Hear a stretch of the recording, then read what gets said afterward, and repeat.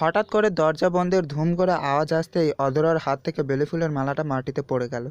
অধরা তড়িঘড়ি করে পিছন ফিরে তাকিয়ে দেখলো সাদা রঙের পাঞ্জাবি পরে দরজার সাথে হেলান দিয়ে দাঁড়িয়ে আছে রক্তিম।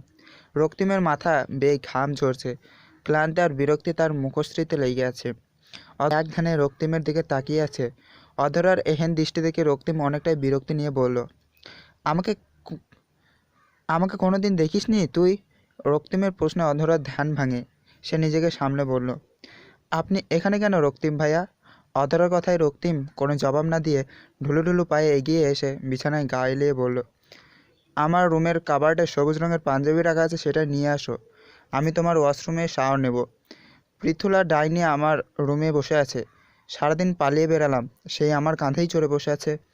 পৃথুলা রক্তিম আর অধরার ফুফাতো বোন। মেয়েটা অনেকটাই ওড়নচণ্ডী স্বভাবের। রক্তিম তাকে দু চোখে সহ্য করতে পারে না। বাসায় আসলেই তার সাথে ঢলাঢলি যা রক্তিমের পছন্দ হয় না। অধরা বলল, আপনি শাওন ভাইয়ের রুমে চলে যান। রক্তিম চোখ দুটো খুলে অধরার পা থেকে মাথা পর্যন্ত দেখে বলল, শাড়ি পরেছিস কার জন্য? রক্তিমের কথা শুনে অধরা বলল, আজকে প্রিয়া আপুর গায়ে হলুদ, সবাই পড়বে তাই আমিও পড়েছি। রক্তিম সোফা থেকে উঠে মাটিতে পড়ে থাকা বেলি ফুলটা নিয়ে হাতে অধরার খোঁপায় পরিয়ে দিয়ে বলল, যত দ্রুত সম্ভব আমার পাঞ্জাবি হাজির করবি, বুঝতে পেরেছিস? রক্তিম কথা শেষ করে বারান্দা থেকে টাওয়াল নিয়ে ওয়াশরুমে চলে গেল। অধরা কিছুই বলল না, সে ধীর পায়ে বের হয়ে চলে আসলো।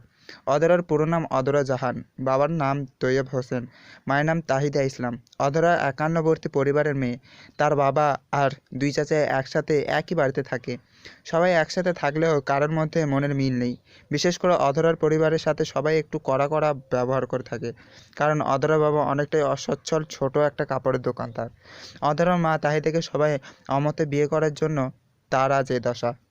রক্তিম ইচ্ছে করে রক্তিম হচ্ছে অধরার বড় চাচা আইয়ুব হোসেন ছেলে। অধরা রক্তিমের থেকে দূরে থাকার চেষ্টা করে, কারণ রক্তিমের মা জোহেরা খাতুন তাকে সাফ সাফ বলে দিয়েছে রক্তিমের থেকে দূরে থাকতে। অধরার মা বাবা একমাত্র মেয়ে, পাশাপাশি রক্তিমের এক বোন আছে যার নাম প্রিয়া, আজ তার গায়ে হলুদ।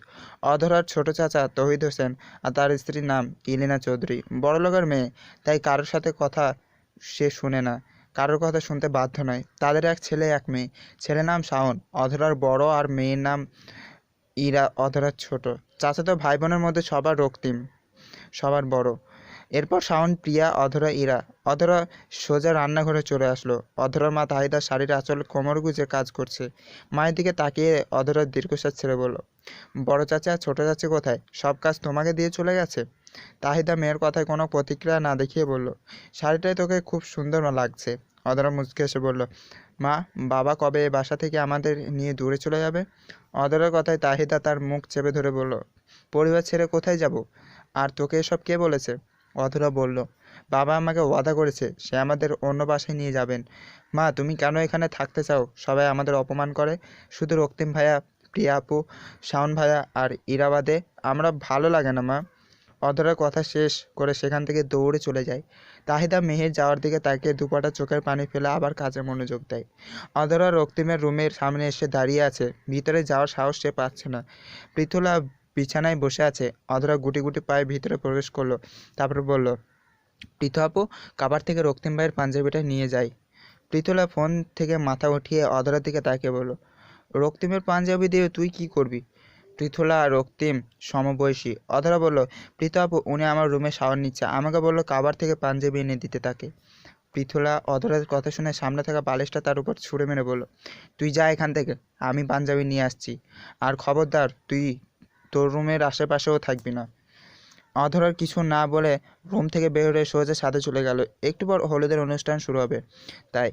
পৃথুলা পাঞ্জাবি হাতে নিয়ে বসে আছে অধরার ঘরে। রক্তিম একটু পর ওয়াশরুম থেকে বের হয়ে আসলো। রক্তিম পৃথুলাকে খেয়াল না করেই বলে উঠল, অধরা, মাথাটা ধরেছে, এক কাপ কড়া চা প্রয়োজন। পৃথুলা দাঁত কিরমির করে বলল, অধরা মরে গেছে, আমি যাচ্ছি, চলবে তোমার? অধরা মরে গেছে কথাটা শুনে রক্তিমের চোয়াল শক্ত হয়ে আসলো।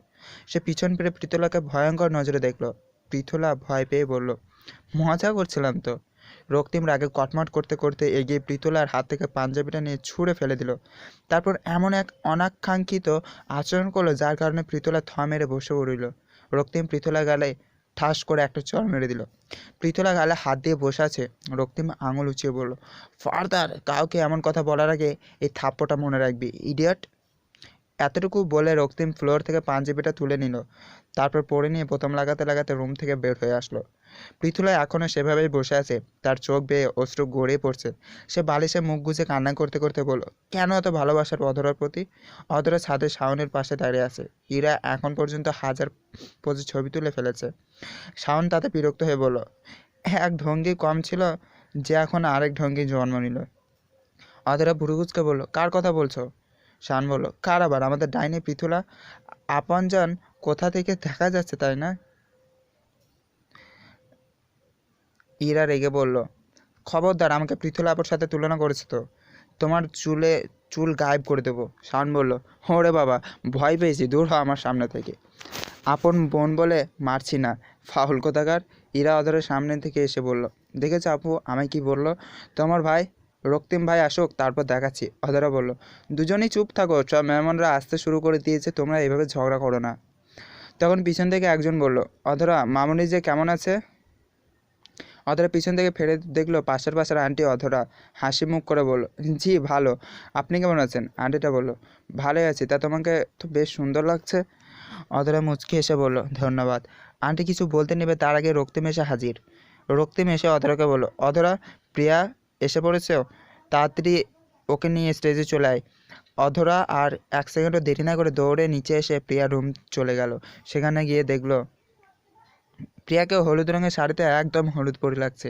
কাঁচা ফুলের গহনায় তার সৌন্দর্যটাকে আরও বাড়িয়ে তুলেছে। অধরা প্রিয়ার পাশে দাঁড়াতেই প্রিয়া বলল, কেমন লাগছে আমাকে? অধরা বলল, বেশ সুন্দর তোমাকে। যদি একবার রায়হান ভাইয়া এই লুকে দেখে না, তাহলে একদম শেষ।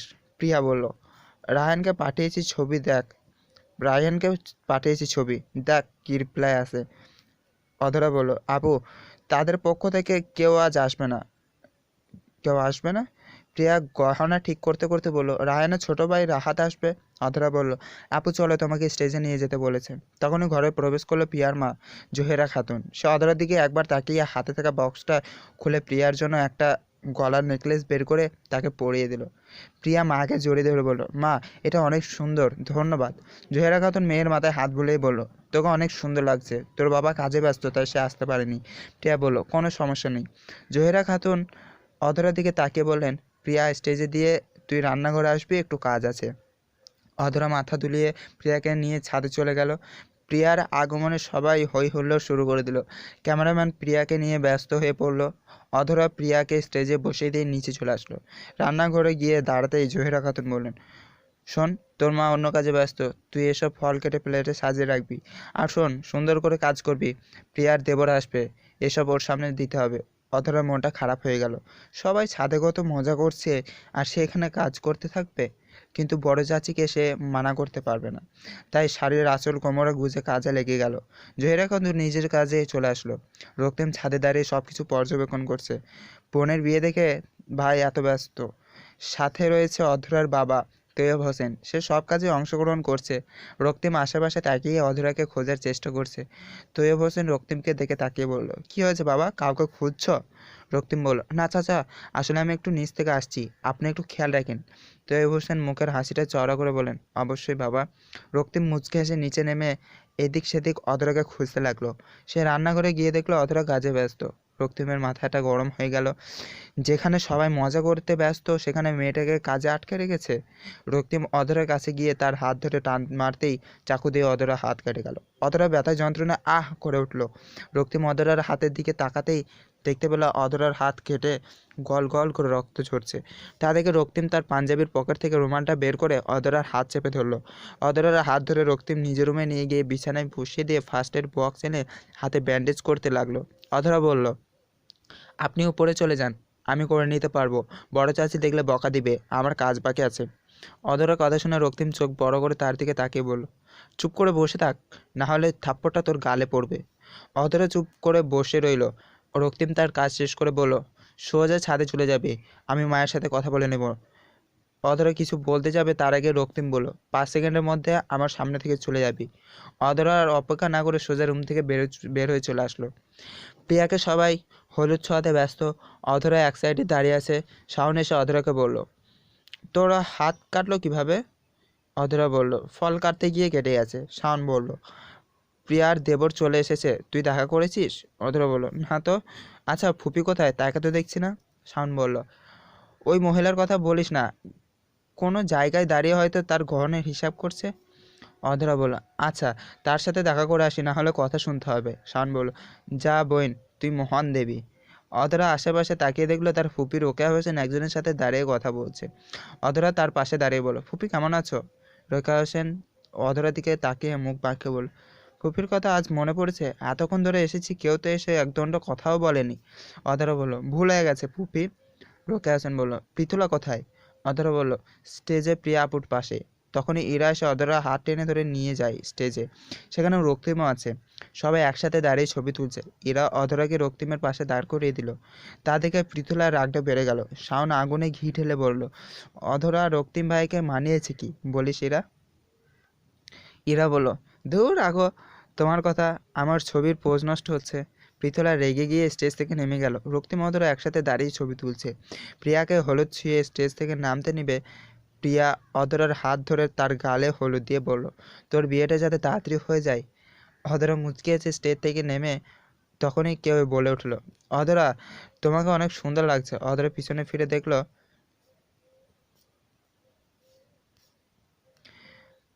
অধরা পিছনে ফিরে দেখতে পায় রাহাত দাঁড়িয়ে আছে, মুখে তার বিশ্রী হাসি। অধরা নিজেকে সামনে নিয়ে বলল, কেমন আছেন রাহাত? রাহাত বাঁকা হেসে বলল, এতক্ষণ খারাপ ছিলাম, তোমাকে দেখে মনটা ভালো হয়ে গেছে। রাহাতের কথা শুনে অধরার গা জ্বলে গেল। রাগে মাথা ব্যথা শুরু হয়ে গেল। রাহাত এগিয়ে গিয়ে সে অধরার কাছাকাছি দাঁড়িয়ে বলল, শাড়িতে তোমাকে অনেক সুন্দর লাগছে, আমার জন্য রোজ শাড়ি পরবে?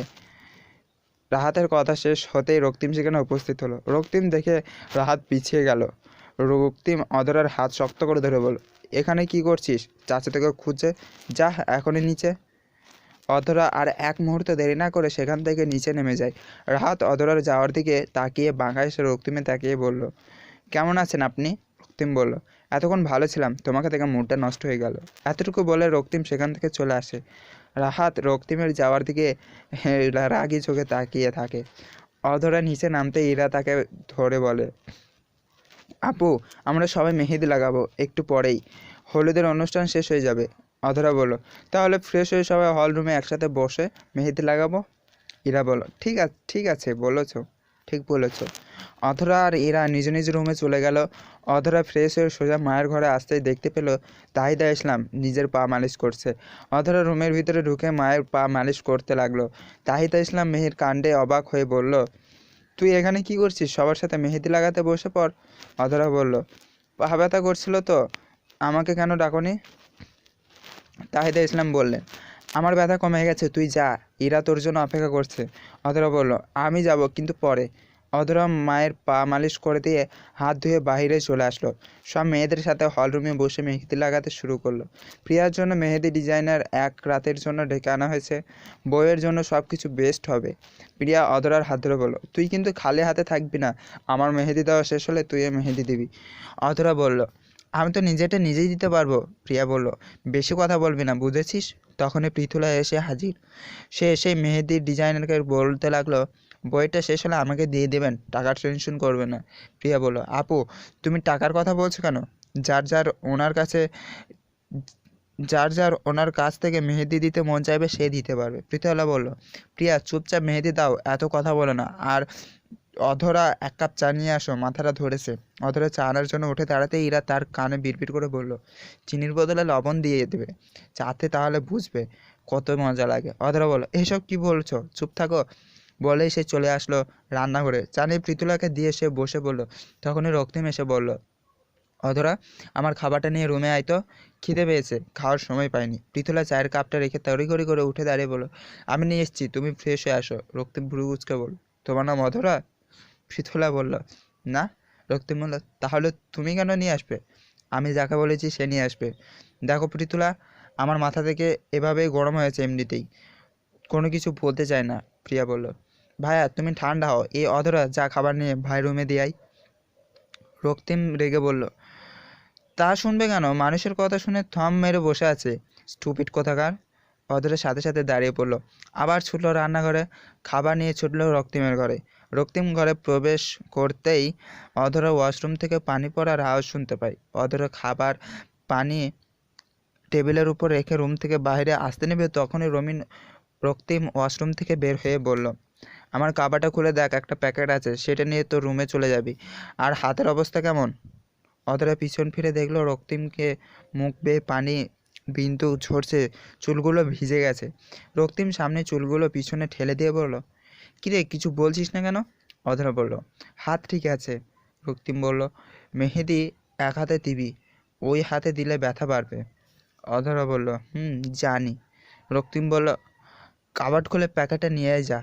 অধরা ধীর পায়ে কাবার্ডের সামনে গিয়ে তা খুলে দেখলো একটা শপিং ব্যাগ রাখা আছে। সেটা নিয়ে অধরা কাবার্ড বন্ধ করে দিল। রক্তিমের দিকে তাকাতেই রক্তিম বলল, কালকে বিয়েতে এটা পরবি, কোনো বাহানা শুনছি না আমি। অধরা মাথা তুলে শপিং ব্যাগটা নিয়ে রুম থেকে চলে গেল। রক্তিম খাবারের প্লেটটা নিয়ে খাওয়া শুরু করলো। তার ঠোঁটের কোনো মুচকে হাসি লেগেই আছে। সকাল থেকেই বিয়ের তোড়জোড় শুরু হয়ে গেছে।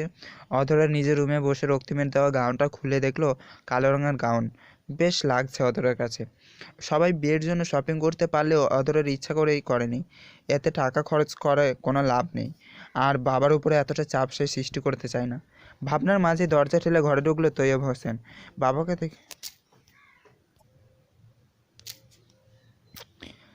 বাবাকে দেখে অধরা বলল, বাবা তুমি এখানে? তৈয়ব হোসেন হাতে থাকা শপিং ব্যাগটা এগিয়ে দিয়ে বলল, তোর জন্য একটা জামা এনেছি, দেখ তো পছন্দ হয় নাকি। অধরা শপিং ব্যাগটা হাতে নিল। তৈয়ব হোসেনের চোখ পড়ল কালো গাউনটার দিকে। সে বলল, এই গাউনটা কবে কিনেছিস? অধরা শপিং ব্যাগ থেকে নীল রঙের একটা নর্মাল ড্রেস বের করে নিজে গায়ে দিয়ে বলল, রক্তিম ভাইয়া দিয়েছে বিয়েতে পরার জন্য। তৈয়ব হোসেন বললেন, তাহলে এটাই পর তুই, আমার দেওয়া জামাটা নর্মাল হয়ে যায়। অধরা বলল, তোমার দেওয়া এই জামাটা আমার জন্য লাখ টাকার জামার থেকেও বেশি। তৈয়ব হোসেন বলল, তাও ইরা ইরা তো অনেক ভালো জামা পরবে, আর তুই? অধরা তৈয়ব হোসেনের কথা শেষ করতে দিল না, তার আগেই, তো কী হয়েছে? তোমার অনেক কাজ আছে, নিশ্চয়ই তুমি কাজে যাও। তৈয়ব হোসেন হালকা হেসে মেয়ের মাথায় হাত বুলিয়ে দিয়ে চলে গেল। তৈয়ব হোসেন আর অধরার কথা এতক্ষণ পর্যন্ত কেউ আড়াল থেকে শুনছিল। সেই ব্যক্তিটি মনে মনে বলল, আমার প্রিয়তমা যে সবার চেয়ে আমার প্রিয়তমা যে সবার থেকে সেরা, এটা আমি আগে থেকেই জানতাম। অধরা প্রিয়া রুমে বসে আছে। প্রিয়া কাঁদতে কাঁদতে অস্থির হয়ে যাচ্ছে। আজ সে নিজ বাসা থেকে বিদায় নেবে, তাই শাওন প্রিয়ার কান্না দেখে বলল, তাহলে তুই বিয়ে করিস না রায়হানকে, সুন্দর একটা মেয়ে দেখে বিয়ে করিয়ে দেবো তোকে। তাহলে তুই বিয়ে করিস না রায়হানকে, সুন্দর একটা মেয়ে দেখে বিয়ে করিয়ে দেবো নে। শাওনের কথা শুনে প্রিয়া কান্না বন্ধ করে বলল, শয়তানি হারামি, আমার সতীন আনতে চাও তুমি ভাইয়া? আমার সাথে কথা বলবে না। রক্তিম প্রিয়ার পাশে বসে বলল, চেহারার অবস্থা খারাপ করে ফেলেছিস, এখন তোকে রাক্ষসিনীর মতো দেখা যাবে। রক্তিমের কথা প্রায় ভ্যাঁ করে কেঁদে উঠল প্রিয়া। তা দেখে শাওন বলল, ভাইয়া ছোটবাবু কাঁদছে, ফিটার এনে দাও। অধরা এবার কপট রাগ দেখে বলল, হয়েছে তো, এখন আর প্রিয়া আপুকে জ্বালাতে আসবেন না। শাওন মুখ বেঁকিয়ে বলল, ওরে আমার দরদি জননী একেবারে পয়েন্টে লেগে গেছে। ইরা বলল, আপু এসব আজাইরা পাবলিকের কথা শুনতে হবে না, তুমি রায়হান ভাইয়াকে জিজ্ঞেস করো, সে তোমার প্রশংসা করতে হয়রান হয়ে যাবে। রক্তিম বলল, কপালের দুঃখ না আনার জন্য অনেকেই মিথ্যা বলে রে বোন। সবাই খুনসুটিতে ব্যস্ত, তখনই উপস্থিত হলো পৃথুলা। তাকে দেখে চারজনেই চুপ হয়ে গেল। পৃথুলা বলল, রক্তিম তোমায় বড় মামা ডাকছে। রক্তিম শার্টের হাত গুটাতে বলল, তোরা থাক, আমি আসছি, বলে সে চলেও গেল। পৃথুলা বিছানায় বসে বলল, শাওন তুমি মেয়েদের ভিতরে কি করছো, যাও কাজে যাও। শাওন বলল, জি আপাজান, অবশ্যই, আপনার কথা আমিও শুনতে বাধ্য নই, বলে সে বাহির হয়ে চলে গেল। পৃথুলা বলল, এরা মামুনিকে বলিস তার ছেলে বেয়াদব হয়ে গেছে। এরা বিড়বিড় করে বলল, ফুপিকেও তো অনেক কিছু বলার ছিল তার মেয়েকে নিয়ে, কিন্তু বলতে আমি নাহি পারি। রক্তিম আইব হোসেনের সামনে দাঁড়িয়ে আছে, সাথে আছে তার মেজো চাচা তৌহিদ হোসেন আর ছোটো চাচা তৈয়ব হোসেন। আইব হোসেন বললেন, এতিমখানায় খাবার পৌঁছাতে হবে। রক্তিম, সব ব্যবস্থা হয়ে যাবে রক্তিম, এতিমখানায় খাবার পৌঁছাতে হবে রক্তিম, সব ব্যবস্থা হয়ে থাকলে যত দ্রুত সম্ভব কাজটা শেষ করে দাও। রক্তিম বলল, তা হয়ে গেছে বাবা, আমার একটু কাজ আছে, বাইরে যেতে হবে। আইব হোসেন বললেন, দ্রুত ফেরবার চেষ্টা করবে। রক্তিম যাওয়ার জন্য পা বাড়াতেই তৈয়ব হোসেনের কথায় থমকে দাঁড়ালো। সে বলছে, বড় ভাই, আমি একটা বাসা ভাড়া নিয়েছি, ভাবছি প্রিয়ার বিয়ের পর সেখানে উঠবো। তৌহিদ হোসেন তেলেবেগুনে জ্বলে উঠে বলল, তাহলে ওই মহিলা তোকে সব এসব করতেও বাধ্য করলো? আমি বলেছিলাম তোর বউ আমাদের থেকে তোকে আলাদা করে ছাড়বে। তৈয়ব হোসেন শীতল কণ্ঠে বলল, এমন কোনো কথা না ছোট ভাইজান, আসলে অধরার কলেজটা সেই বাসা থেকে কাছে, তাই যাতায়াতের সমস্যা হবে না। আইয়ুব হোসেন বললেন, এসব কথা এখন হবে না, বিয়ের পর। আর তৈয়ব, প্রিয়ার বিয়ের অনেক কাজ আছে, সেই কাজে মনোযোগ দাও। তৈয়ব হোসেন বড় ভাইয়ের কথায় উঠে চলে গেলেন। সে যে যার কাজে চলে গেলেও রক্তিম এখনও এক জায়গায় দাঁড়িয়ে আছে। বিয়ের সব আয়োজন শেষ হয়ে গেছে, সব মেয়ে প্রিয়ার সাথে পার্লারে চলে গেছে। অধরা শুধু যায়নি, অধরা রুমে বসে নিজেকে নিয়ে ব্যস্ত। তাহিদা ইসলামকে রেডি করিয়ে নিজে রেডি হচ্ছে। বাবার দেওয়া ড্রেস পরে সে আয়নার সামনে দাঁড়িয়ে চুল ঠিক করছে। তখনই রুমে প্রবেশ করলো পৃথুলা। অধরা তাকে দেখে বলল, আপু তুমি পার্লারে যাওনি? পৃথুলা বলল, হ্যাঁ, আজ তুই যা যা দিয়ে সাজাবি তাই দিয়ে আমি সাজবো। পৃথুলা কোনো কথা অধরা বুঝলো না, সে অবাক নয়নে তাকিয়ে রইল। পৃথুলা বলল, তাড়াতাড়ি রেডি হও, রাত 7টায় সেন্টারের উদ্দেশ্যে বের হতে হবে। অধরা আর কিছু না অধরা আর কিছু না নিজ কাজে ব্যস্ত হয়ে পড়লো। পৃথুলা তার দেখাদেখি সব করছে। অধরা আর পৃথুলা রেডি হয়ে নিচে নেমে আসলো। শাওন তাদের নিয়ে যাবে সেন্টারে। তারা শাওনের অপেক্ষা করছে। সবাই অনেক আগে চলে গেছে। তাদের লেট হয়ে গেছে। তখনই তাদের সামনে একটা গাড়ি এসে থামলো। সেই গাড়ি থেকে পৃথুলা অনেক খুশি হয়ে গেল। গাড়ির মালিক গাড়ি থেকে নেমে পড়লো। পৃথুলা সেই মানুষটাকে দেখে আরও বেশি খুশি হয়ে গেল, কারণ সেই মানুষটা আর কেউ নেই, রক্তিম। পৃথুলা এগিয়ে এসে বলল, তুমি আমার জন্য অপেক্ষা করছিলে? রক্তিম বিরক্তি নিয়ে বলল, অতটা গাড়িতে উঠে বস। পৃথুলা বলল, আর আমি? রক্তিম বলল, তুই যদি আমার সাথে যেতে চাস তাহলে চল। পৃথুলা কিছু না বলে সামনে সিটে গিয়ে বসে পড়লো। অধরা পিছনে বসে পড়লো। রক্তিম ড্রাইভিং সিটে বসে পড়লো। তার রাগটা মাথা চাড়া দিয়ে উঠেছে। নিজেকে সামলাতে পারছে না রক্তিম। লুকিং গ্লাস দিয়ে অধরাকে একবার দেখে বড় বড় নিঃশ্বাস ছেড়ে গাড়ি ড্রাইভ করতে শুরু করলো। অধরা বাইরের দৃশ্য দেখতে ব্যস্ত, আর পৃথুলা তার নতুন পরিকল্পনা করতে ব্যস্ত। সেন্টারে পৌঁছে অধরা গাড়ি থেকে সবার আগে নেমে পড়লো। অধরাকে নামতে দেখে রক্তিম বলল, যেখানে দাঁড়িয়ে আছি সেখানেই থাকবি, আমি গাড়ি পার্কিং করে আসছি। অধরা বলল, সবাই ভিতরে, আমি এখানে কি করব? পৃথুলা বলল, হ্যাঁ রক্তিম, অধরা চলে যাক, আমি তোমার জন্য অপেক্ষা করছি। রক্তিম এবার ধমক দিয়ে বলল, পৃথুলা তুই আমার চোখের সামনে থেকে চলে যা। আমার মুখ থেকে এমন ভয়াবহ কিছু বের হয়ে যাবে, তার আগে চলে যা, যেটা তোর জন্য অনেক অপমানজনক হবে।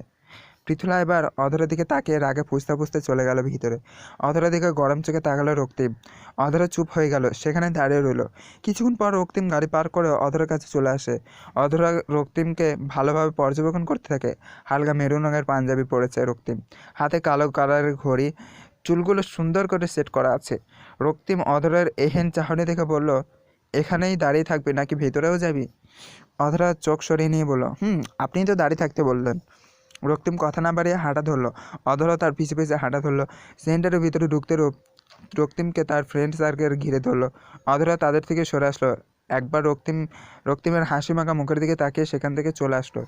অধরা মনে মনে বলল, মানুষটা বড্ড ফেমাস, এমন মানুষের আশেপাশে থাকলে নিজেকে খুকি মনে হয়। অধরার ভাবনার মাঝে সামনে এসে বলল, কিরে দেখেছিস আমার ভাইয়ের দাপট? একদম বাঘ, তার আগমনে সবাই কেমন করছে। অধরা বলল, শোনো শাওন ভাইয়া, সে সবার সাহায্য করে, এলাকার প্রতিটা মানুষ তাকে ভালোবাসে, তাই তার এতটা চাহিদা। শাওন বলল, কত মেয়ে যে পাগল ভাইয়ের জন্য হিসেব নেই। অধরা মুচকে হেসে বলল, কোটিপতি মেয়ে আছে নাকি লাইনে থাকলে বিয়ে কোটিপতি মেয়ে আছে নাকি লাইনে থাকলে বিয়ে করিয়ে দাও, দেখবি বড় চাচি তোমায় মাথায় নিয়ে নাচবে। বলে অধরা ইরার কাছে চলে গেল।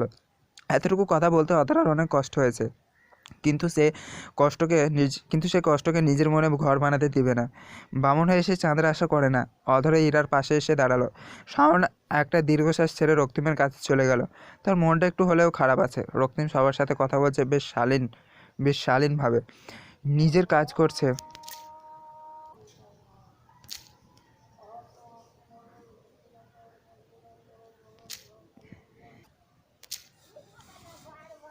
রক্তিম সবার সাথে কথা বলছে বেশ শালীনভাবে, নিজের কাজ করছে বেশ বিচক্ষণতা দিয়ে। রক্তিমের বন্ধুরা তার কাছে এসে দাঁড়ালো। বলতে গেলে রক্তিমের নিজের এক গ্যাং রয়েছে। সেই স্কুল লাইফ থেকে তারা সবাই একসাথে থাকে। তাদের মধ্যে শওকত রক্তিমের অনেক কাছের। শওকত রক্তিমের পিঠে চাপড় দিয়ে বলল, তা বোনের বিয়ে দেখে আমাদের ভুলে গেলি রক্তিম? রক্তিম বলল, তোদের সাথে বসে থাকলে আমারও কাজ বসবে না। মাহাদি বলল, দোস্ত গায়ে হলুদ তো সেই ছিল, আর বিয়ের অনুষ্ঠান তো আরও বেশি জোশ। ফারাবি বলল, তোর কাছে তো সবই জোশ। এই রক্তিম শোন, আমি কিন্তু ডবল খাবো। রক্তিম বলল, খাদক কোথাকার, আচ্ছা তোরা এনজয় কর, আমি আসছি। শওকত বলল, চল আমিও যাবো তোর সাথে। শওকত আর রক্তিম খাবার অ্যারেঞ্জমেন্ট দেখছে। শওকত বলল, অধরা তোর দেওয়া অধরা তোর দেওয়া ড্রেসটা পরেনি কেন? রক্তিম বলল, আমার ড্রেস থেকে ও দামি দামি ড্রেস পরে সে আছে, চাচা তাকে ওই ড্রেসটা দিয়েছে। শওকত বলল, রক্তিম কোনো কিছু নিয়ে এত দেরি করা ভালো না, পরে কিন্তু অবস্থা খারাপ হবে। রক্তিম বলল, এই রক্তিম হোসেন কোনো কাজ অসম্পূর্ণ রাখে না। শাওন এক কোনায় দাঁড়িয়ে তার মা ইলিনা চৌধুরীর অহংকার দেখছে। এলাকার মানুষদের কাছে নিজ গহনার প্রশংসা করতে করতে অস্থির সে। শাওন ইলিনা চৌধুরীর কাছে গিয়ে বলল, মা চলো আমার সাথে কয়েকটা ছবি তুলো। ইলিনা চৌধুরী খুশিতে খুশিতে গদগদ হয়ে বললেন, বাবা তুই আমার সাথে ছবি তুলবি, লক্ষ্মী বাবা আমার। শাওন বলল, তা তো তুলতেই হবে, গহনার হিসাব আমি রাখতে চাই, যাতে আমার বইয়ের বেলায় কোনো গহনার কমতি না হয়। শাওনের কথা শুনে ইলিনা চৌধুরী হাসিমাখা মুখ চুপসে গেল। সে বলল, আমার গহনা তোর বউকে দিতে যাব কেন? তুই দিবি তোর বউকে। শাওন বলল, তাহলে এসব গহনা কি করবে, বুড়ো বয়সে পরে ঘুরবে নাকি? ইলিনা চৌধুরী বলল, যা তো এখান থেকে, তোর কথা শুনে আমার মুড নষ্ট হতে চাই না। শাওন বলল, ওকে তুমি থাকো তোমার মুড নিয়ে। শাওন উল্টো পথে হাঁটা ধরল। প্রিয়া স্টেজে নানা ধরনের ছবি তুলতে ব্যস্ত। ইরাও রয়েছে তার সাথে। পৃথুলা একা দাঁড়িয়ে নিজ ইচ্ছা মতো ছবি তুলছে। অধরাকে প্রিয়া ডেকে নিয়ে নিজের সাথে দাঁড় করে ছবি তুলতে লাগলো। তখনই শাওন এসে পড়ল। বরযাত্রা এসে পড়ছে। ইরা, অধরা তাড়াতাড়ি নিচে চল, বাইরে আতশবাজির আওয়াজ আসছে। ইরা আর অধরা নিচে নেমে গেট ধরে দাঁড়িয়ে আছে। আজ কোনো মতেই তারা ছাড় দিবে না। রক্তিম আর শাওন তাদের আশেপাশে আছে, যদি কোনো সমস্যা হয় তারা সামলেই নেবে।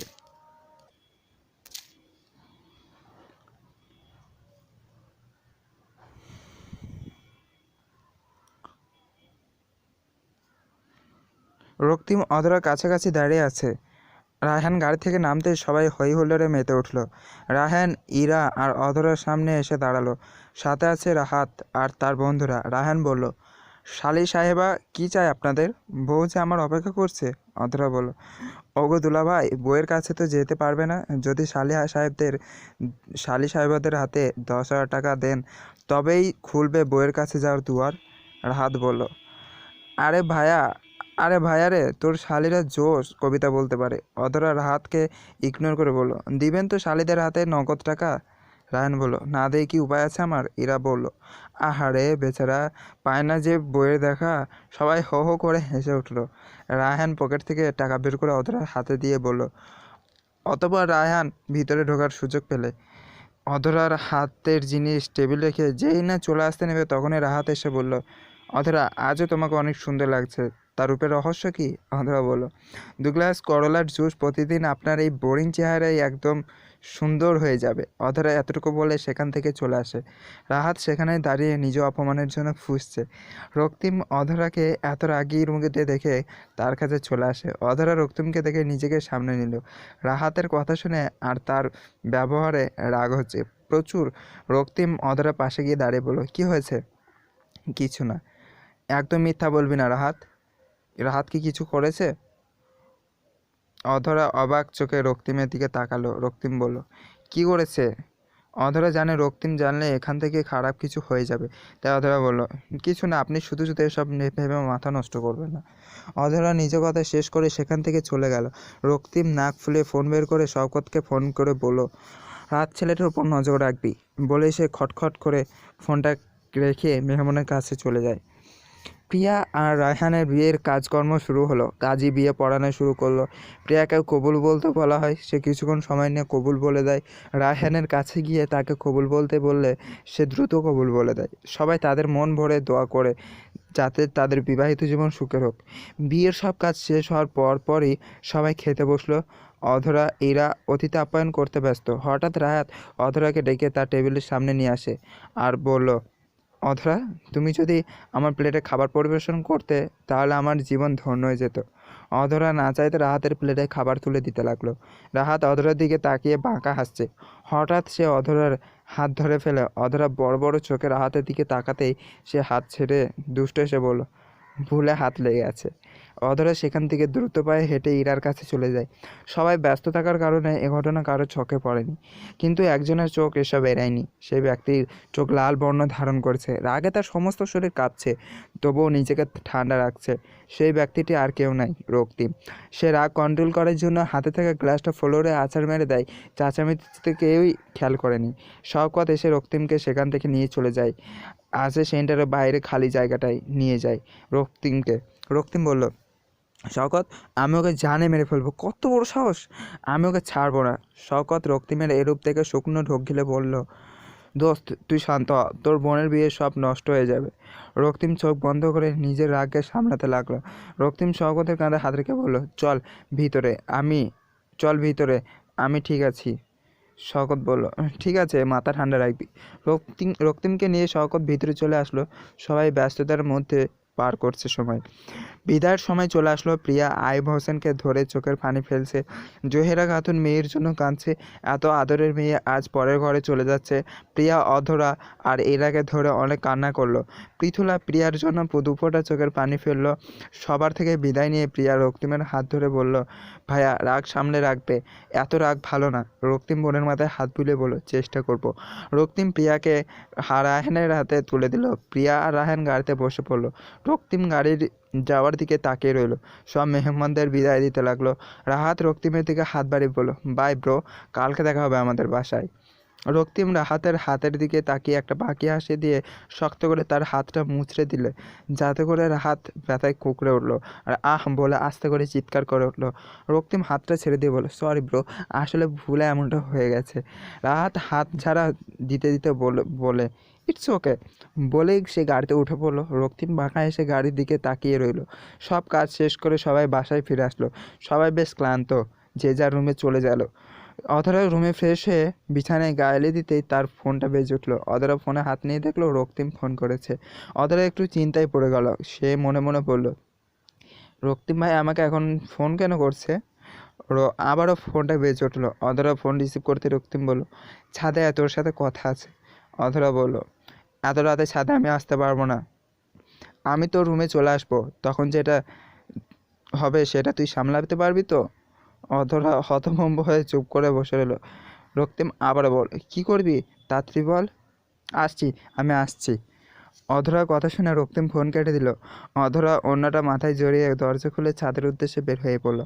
অধরার মনটা টিপ টিপ করছে, না জানি কি হয়।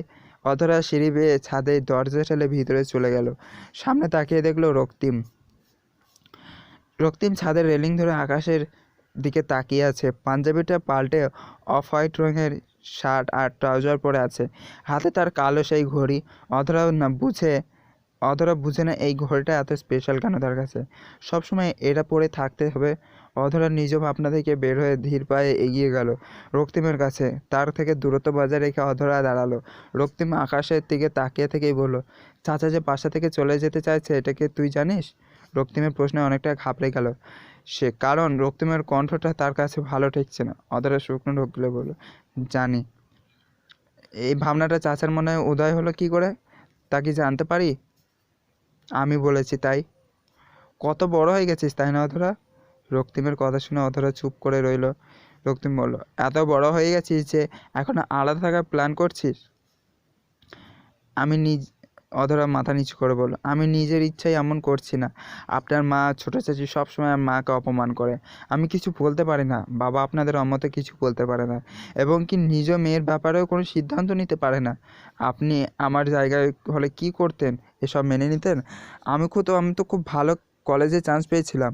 ছোটো চাচার কথায় বাবা আমাকে সেই কলেজে ভর্তি করালো। এইসবের কোনো জবাব আছে? এক নাগারে কথাগুলো বলে অধরা হু হু করে কেঁদে উঠল।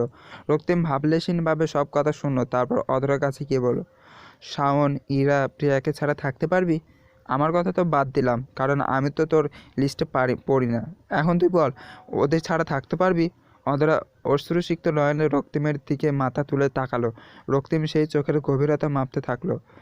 অধরা কান্নাজড়িত কণ্ঠে বলল, তাদের ছাড়া থাকতে থাকতে অভ্যাস হয়ে যাবে। মানুষ তো অভ্যাসের দাস। কত কিছু অভ্যাসে পরিণত করেছি, তা আপনি জানেন না। অধরার কথা শুনে রক্তিমের চল শক্ত হয়ে যায়। হাত দুটো মুঠো করে বলল, চলে যা আমার সামনে থেকে। বলে সে আবার রেলিং ধরে আকাশ পানে তাকিয়ে রইল। অধরা একবার রক্তিমের দিকে তাকিয়ে সে ছাদ থেকে দৌড়ে চলে আসে নিজের রুমে। দরজাটা বন্ধ করে ঢুলু ঢুলু পায়ে হেঁটে ড্রয়ারটা খুলে একটা ডায়েরি বের করলো আর তাতে লিখলো, মনের আঙিনায় তোমার প্রবেশ নিষিদ্ধ করলাম আমি। জানি এতে মন পূর্বে, তবু চাই দূরে থাকো তুমি আমার থেকে। এতটুকু লিখে অধরা চোখের পানিগুলো ডায়েরির পাতাগুলোকে ভিজিয়ে দিল। অধরা স্টাডি টেবিলের মাথা রেখে কান্না করতে করতে ঘুমিয়ে পড়ল। রক্তিম এখনো ছাদে দাঁড়িয়ে আছে। তখনই কেউ একজন তার কাঁধে হাত রেখে রক্তিম সেই হাতের মালিকের দিকে তাকিয়ে, সে আর কেউ নাই, শাওন। রক্তিম আবার আকাশের দিকে তাকিয়ে বলল, রাত কয়টা বাজে, এখন পর্যন্ত ঘুমাসনি? শাওন বলল, পানি নিতে এসেছিলাম, তারপর দেখলাম তোমার ঘরের দরজা খোলা, তাই ভাবলাম তুমি ছাদে। রক্তিম বলল, ঘরে গিয়ে শুয়ে পড়ে। কেন ভাইয়া, নিজের অনুভূতি কেন লুকিয়ে বেড়াও? এতে তোমারই ক্ষতি। লাভ না ক্ষতি আমি জানি না, কিন্তু যেটা একবার ভেবেছি সেটা আমি করেই ছাড়বো। শাওন দীর্ঘশ্বাস ছেড়ে বলল, চলো ভাইয়া নিচে যাই। রক্তিম বলল, তুই যাবে, আসছি। শাওন একবার রক্তিমের দিকে তাকিয়ে ধীর পায়ে সেখান থেকে চলে গেল। রক্তিম রাতের আধারে ছাদে দাঁড়িয়ে রইল আর মনে মনে বলল, প্রিয়তমার কাছে যাওয়ার সময় এসে পড়েছে। আজানের শব্দে অতটা ঘুম ভেঙে যায়। সে চোখ খুলে নিজেকে স্টাডি টেবিলে আবিষ্কার করলো। কিছুক্ষণ ভাবার পর আধরার কাল রাতের কথা মনে পড়ল। অধরার মনটা বিষাদে ভরে ওঠে। সে চেয়ার ছেড়ে উঠে ওয়াশরুমে গিয়ে ফ্রেশ হয়ে উঁচু করে বাইরে এসে নামাজ পড়ে নিল। মনটা মনটাকে শান্ত করে সে বারান্দায় গিয়ে দাঁড়িয়ে পড়ল। ভোরের রোদ দেখলে তার মনটা ভালো হয়ে যায়। হিমেল হাওয়া অধরার শরীরকে ছুঁয়ে যাচ্ছে। অধরা চোখ বন্ধ করে অনুভব করছে। কিছুক্ষণ এভাবে থেকে সে চোখ খুলে তাকিয়ে দেখলো রক্তিম বাসার ভিতরে প্রবেশ করছে। পরনে তার সাদা পাঞ্জাবি আর মাথায় টুপি। অধরা এক ধ্যানে তাকিয়ে রইল। রক্তিম চোখ তুলে অধরার বারান্দার দিকে তাকাতেই তাদের চোখে চোখ পড়ে গেল। অধরা নিজের চোখ সরিয়ে দ্রুত গতিতে ঘরের ভিতরে ঢুকে পড়ল। রক্তিম একটা দীর্ঘশ্বাস ছেড়ে ভিতরে চলে আসলো। সিঁড়ি বেয়ে নিজের রুমে যেতে নিল, তখনই পৃথুলা এসে রক্তিমকে জড়িয়ে ধরল। ঘটনা আকস্মিকতা রক্তিম হকচকে গেল। রক্তিম পৃথুকে ধাক্কা মেরে জোরে একটা নিঃশ্বাস নিয়ে বলল, বেয়াদব মেয়ে, এত বড় সাহস কী করে রক্তিম হোসেনকে স্পর্শ করার? পৃথুলা রক্তিমের দিকে চোখ বড় করে তাকিয়ে আছে। রক্তিমের দিকে এতে রক্তিম আরও রেগে গিয়ে বলল, ফুপিদেরকে কোনো শিক্ষা দিতে পারেনি। অন্যের সন্তানদের লেকচার ঠিকই দিতে পারে, কিন্তু নিজের সন্তানকে কোনো শিক্ষা দিতে পারেনি। বলে সে গট গট করে নিজের রুমে চলে গিয়ে ঠাস করে দরজা বন্ধ করে দিল।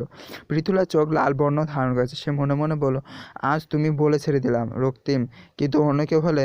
এতটুকু ভেবে পৃথুলা সেখান থেকে চলে গেল। তাদের এই ঘটনায় কেউ একজন আড়াল থেকে দেখছে। সেই ব্যক্তিটি আর কেউ না, পৃথুলার মা রোকেয়া হোসেন। সে আগে ফুসছে আর মনে বলছে, এটার জন্য শাস্তি তো পেতেই হবে। অধরা মায়ের সাথে নাস্তা তৈরি করতে সাহায্য করছে। সবাই এখনও ঘুমে কুপোকাত। তাহিদা ইসলাম বললেন, কপিটা রক্তিমকে দিয়ে আয়, বেচারা সকাল থেকে কাজ করছে। অধরা রুটি বেলতে বেলতে বলল, মা তুমি দিয়ে আসো, আমি এগুলো দেখছি। তাহিদা ইসলাম বললেন, অধরা আজকাল তুই না শব্দটা অনেক ব্যবহার করছিস। আমি যা বলেছি তাই করবি। অধরা কফির মগটা নিয়ে রান্নাঘর থেকে বের হয়ে রক্তিমের ঘরের উদ্দেশ্যে রওনা দিল। আইয়ুব হোসেন নিজে ঘর থেকে বসে জোহরা খাতুনকে বলছে, তৈয়ব বাসা থেকে চলে যেতে চায়। জহিরা খাতুন মনে মনে খুশি হয়ে যায় এই কথাটা শুনে, কিন্তু নিজের খুশি দমিয়ে রেখে বলেন, দেখেছেন তাহিদার জন্য আজ তাহিদার কাজ আমার ভালো দেবরটার মাথা খেয়েছে। আর ওর মেয়ে তো আর এক। জহিরা খাতুনের কথা শেষ না করতে আইয়ুব হোসেন বললেন, এসব কথা রাখো, আমি তৈবকে কোথাও যেতে দেবো না। ভুলে যেও না, বাবা ওকে অনেক সম্পত্তি দিয়ে গেছে, আমরা ওকে ব্যাপারে কিছুই জানতাইনি। জহিরা খাতুন বললেন, আপনি কি করতে চাইছেন? আইয়ুব হোসেন এসে বললেন, সময় হলে বুঝবে সব। অধরা রক্তিমের ঘরের সামনে এসে দরজায় ঢোকা দিতেই ভিতর থেকে রক্তিম বলল, চলে আয়। অধরা দরজা ছেড়ে ভিতরে ঢুকেই দেখলো রক্তিম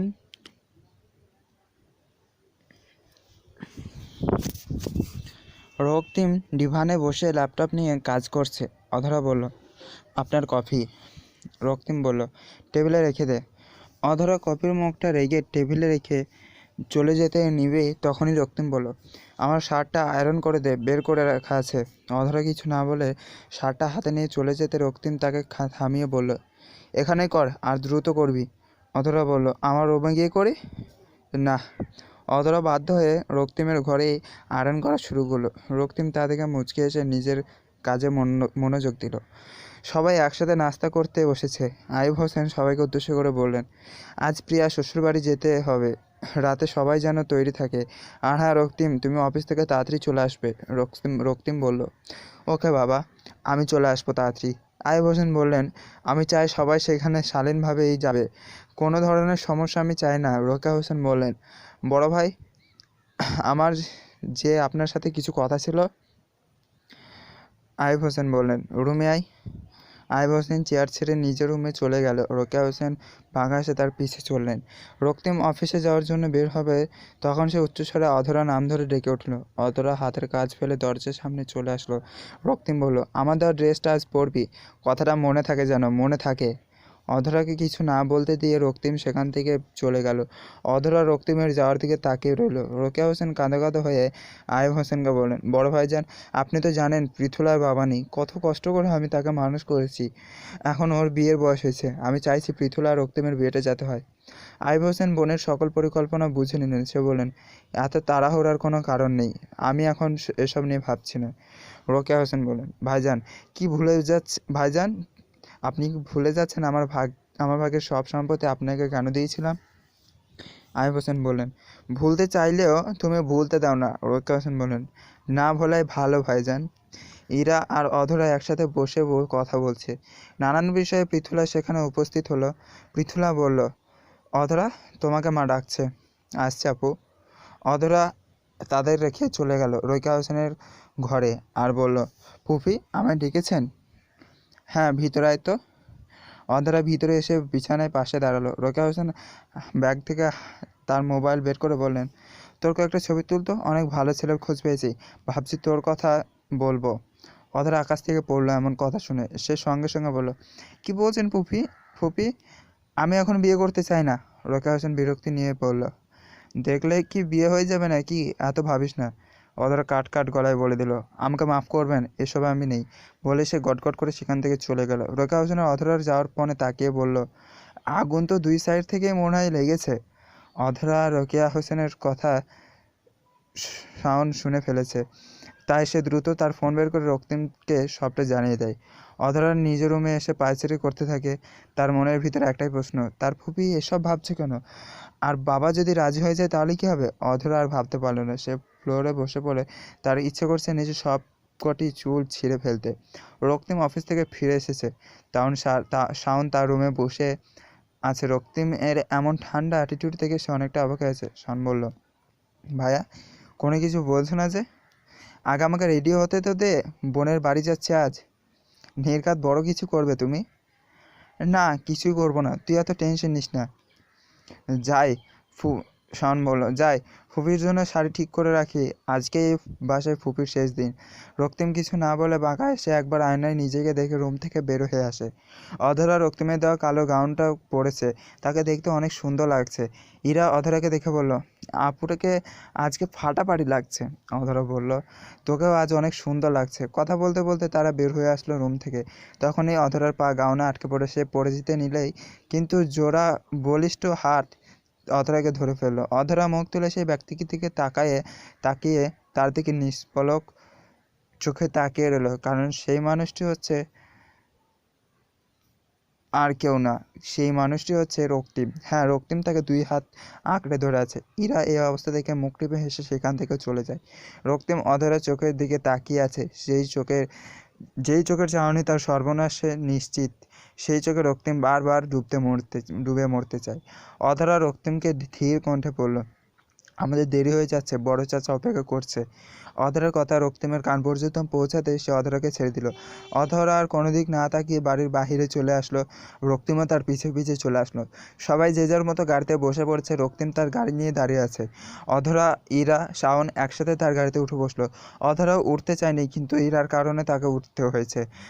রক্তিম ড্রাইভিং সিটে বসে গাড়ি স্টার্ট দিবে, তখনই পৃথুলা এসে গাড়ির সামনে দাঁড়িয়ে পড়লো। রক্তিম রাগী কণ্ঠে বলল, ইডিয়ট মেয়ে, এভাবে দাঁড়িয়ে সামনে আসার মানে কি? পৃথুলা বলল, আমি তোমাদের সাথে যাব। শাওন, তুই পিছনে গিয়ে বসে পড়। শাওন বলল, হ্যাঁ, তুমি কি বলছো? আসলে আজকে গোসল করার সময় কানে পানি চলে গেছে, তাই শুনতে পাচ্ছি না ঠিক মতো। আরেকবার বলো। পৃথুলা বিরক্তি নিয়ে বলল। শাওন, মজা করবি না, পিছনে গিয়ে বসে পড়। শাওন বলল, কি করব? তোমার মাথায় বাঁশ দিয়ে বাড়ি দেবো? কি বলছো আপাজান এসব? পৃথুলা এবার আরও রেগে গিয়ে বলল, আজ তো একটা শয়তান। এতটুকু বলে পৃথুলা পিছনে চলে গেল, ইরা আর অধরার সাথে বসে পড়ল। শাওনের কাজে ইরা আর অধরা মুখ টিপে হাসছে। শাওন মনে মনে বলল, তুমি চলো ডালে ডালে, আমি চলি পাতায় পাতায়। রক্তিম বলল, শেষ হয়েছে নাটক, এখন কি গাড়ি স্টার্ট দেবো? শাওন বলল, অবশ্যই। রক্তিম নাক ফুলে গাড়ি স্টার্ট দিল। ইরা আর অধরা নানান কথায় ব্যস্ত। পৃথুলা ফোন টিপছে, শাওন আর রক্তিম কথা বলছে। কিছুক্ষণের মধ্যে তারা প্রিয়ার শ্বশুরবাড়ি চলে আসলো। ইরা, অধরা, শাওন গাড়ি থেকে নেমে ভিতরে চলে আসলো, কিন্তু পৃথুলা সেই গাড়িতে বসেই রইল। রক্তিম বলল, তুই কি গাড়ি থেকে নামবি না? পৃথুলা ভাবলেশীনভাবে জবাব দিল, না। রক্তিম বলল, ওকে, গাড়ি লক করে আমি চলে যাচ্ছি, তো ঢং দেখার সময় নেই আমার। বলেই সে গাড়ি থেকে নামতে যাবে, তখনই পৃথুলা রক্তিমের কলার চেপে ধরে পিছন থেকে আরও বলল, তুমি এখানেই থাকবে, আমরা আজ ভিতরে যাব না। রক্তিমের মেজাজ গরম হয়ে গেল। সে পৃথুলার হাত কলার থেকে ছাড়িয়ে অনেক শক্ত করে চেপে ধরলে ব্যথায় পৃথুলা কুঁকিয়ে উঠল। রক্তিম দাঁত কিরমির করে বলল, আর কোনোদিন এরকম আচরণ করলে তোর পুরো মুখের গঠন আমি চেঞ্জ করে দেবো। এতটুকু বলে পৃথুলাকে ছেড়ে দিয়ে রক্তিম গাড়ি থেকে বের হয়ে গেল। পৃথুলা হাত ধরে রক্তিমের যাওয়ার পানে তাকিয়ে রইল। অধরাকে দেখে প্রিয়া অনেক খুশি। তিন বোন ব্যস্ত নিজেদের কথা নিয়ে। হঠাৎ রাহাত সেখানে উপস্থিত হলো। অধরা তাকে দেখে মুখ ঘুরিয়ে ফেললো। রাহাত বাঁকা এসে বলল, আরে ভাবি, আপনার বোনদের কি এভাবেই দাঁড় করিয়ে রাখবেন? এদের যত্ন সহকারে আপনার রুমে নিয়ে যান। প্রিয়া বলল, তা তো নিয়ে যাব রাহাত, তোমার তো টেনশন করতে হবে না। রাহাত বলল, কী যে বলেন না ভাবি, আমি না ভাবলে কে ভাববে? ইরা বলল, আপনি এত ভাবতে যেন না, আবার পাগল হয়ে যাবেন। প্রিয়া আপু, তোমার মনে আছে আমাদের বাসার কাছে একটা পাগল ছিল? সে পাগল হয়েছিল কেন জানেন? সে অনেক ভাবতো, সে মাথায় এত জোর দেওয়ার কারণে বেচারা এখন পাগল। ইরার কথা শুনে অধরা আর প্রিয়া মুখ টিপে হাসলো। রাহাত লজ্জা পেয়ে সেখান থেকে চলে আসলো। প্রিয়া আর রায়হানকে নিয়ে সবাই রওনা দিল বাসায় যাওয়ার উদ্দেশ্যে। নিয়ম অনুযায়ী আজ প্রিয়া তার বাবার বাসায় যাবে। প্রিয়া আর রায়হান রক্তিমের গাড়িতে উঠে বসে পড়ে। সবাই আড্ডা দিতে দিতে বাসায় পৌঁছে যায়। বাসায় পৌঁছে যার যার রুমে গিয়ে ফ্রেশ হয়ে শুয়ে পড়ে। রক্তিম ফ্রেশ হয়ে চলে যায় সোজা রোকেয়া হোসেনের রুমে। সেখানে গিয়ে দরজায় টোকা দিতেই ভিতর থেকে শব্দ এলো, ভিতরে এসে পড়ো। রক্তিম দরজা ঠেললো, ভিতরে প্রবেশ করলো। রোকেয়া হোসেন রক্তিমকে দেখে অবাকে বলে, রক্তিম, তুই এত রাতে?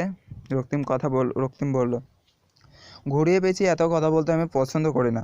আপনি আপনার মেয়েকে নিয়ে কালে এ বাসা থেকে চলে যাবেন? রোকেয়া হোসেন বলল, তুই কি আমাকে বাসা থেকে তাড়িয়ে দিতে চাচ্ছিস? রক্তিম বলল, আমি দুধ কলা দিয়ে কোনো সাপ পুষতে চাই না। রোকেয়া হোসেন এবার এগিয়ে বললেন, মুখ সামলে কথা বলবি। আপনি কি করছেন তা আপনি ভালো মতোই জানেন। বাবার ব্যবসা যে আপনার জন্য ক্ষতি বহন করছে তা আমি জানি। মাল ভর্তি গাড়ি আপনি গায়েব করেছেন, আমার কাছে তার প্রমাণ আছে। রোকেয়া হোসেন শুকনো ঢোক গিলে বললেন, এসব কি বলছিস? ভাইজানের সাথে এমন হয়েছে তা তো আমি জানতাম না। রক্তিম বলল, আগামীকাল পর্যন্ত সময়, তারপর খেলা আমি শুরু করব, মনে থাকে যাতে। এতটুকু বললে রক্তিম রুম থেকে বের হয়ে যায়। রোকেয়া হোসেন বিছানায় বসে বসে ভাবতে থাকে, এত সুন্দরভাবে সব পরিকল্পনা করে কাজটা করা হলো, রক্তিম জানতে পারলো কিভাবে? রক্তিম রুমে বসে বারান্দায় দাঁড়িয়ে রইল। সে মনে মনে বলল, নিজের মানুষরাই সবচেয়ে কাছে শত্রু হয়ে থাকে। সকালে নাস্তা শেষ করে প্রিয়া, রায়হান, অধরা, শাওন, ইরা একসাথে বসে ঘুরতে যাওয়ার প্ল্যানিং করছে। শাওন বলল, প্রিয়া শোন, আমরা একটা রিসোর্টে ঘুরতে গেলে কেমন হয়? প্রিয়া বলল, আইডিয়াটা খারাপ না, যাওয়া যায়। ইরা বলল, আমার বান্ধবী তার পরিবার নিয়ে কিছুদিন আগে একটা রিসোর্টে ঘুরতে গিয়েছিল, আর রিসোর্টটা খুবই সুন্দর। অধরা তাদের কথায় চুপচাপ শুনে যাচ্ছে। তখনই সেখানে উপস্থিত হলো রক্তিম।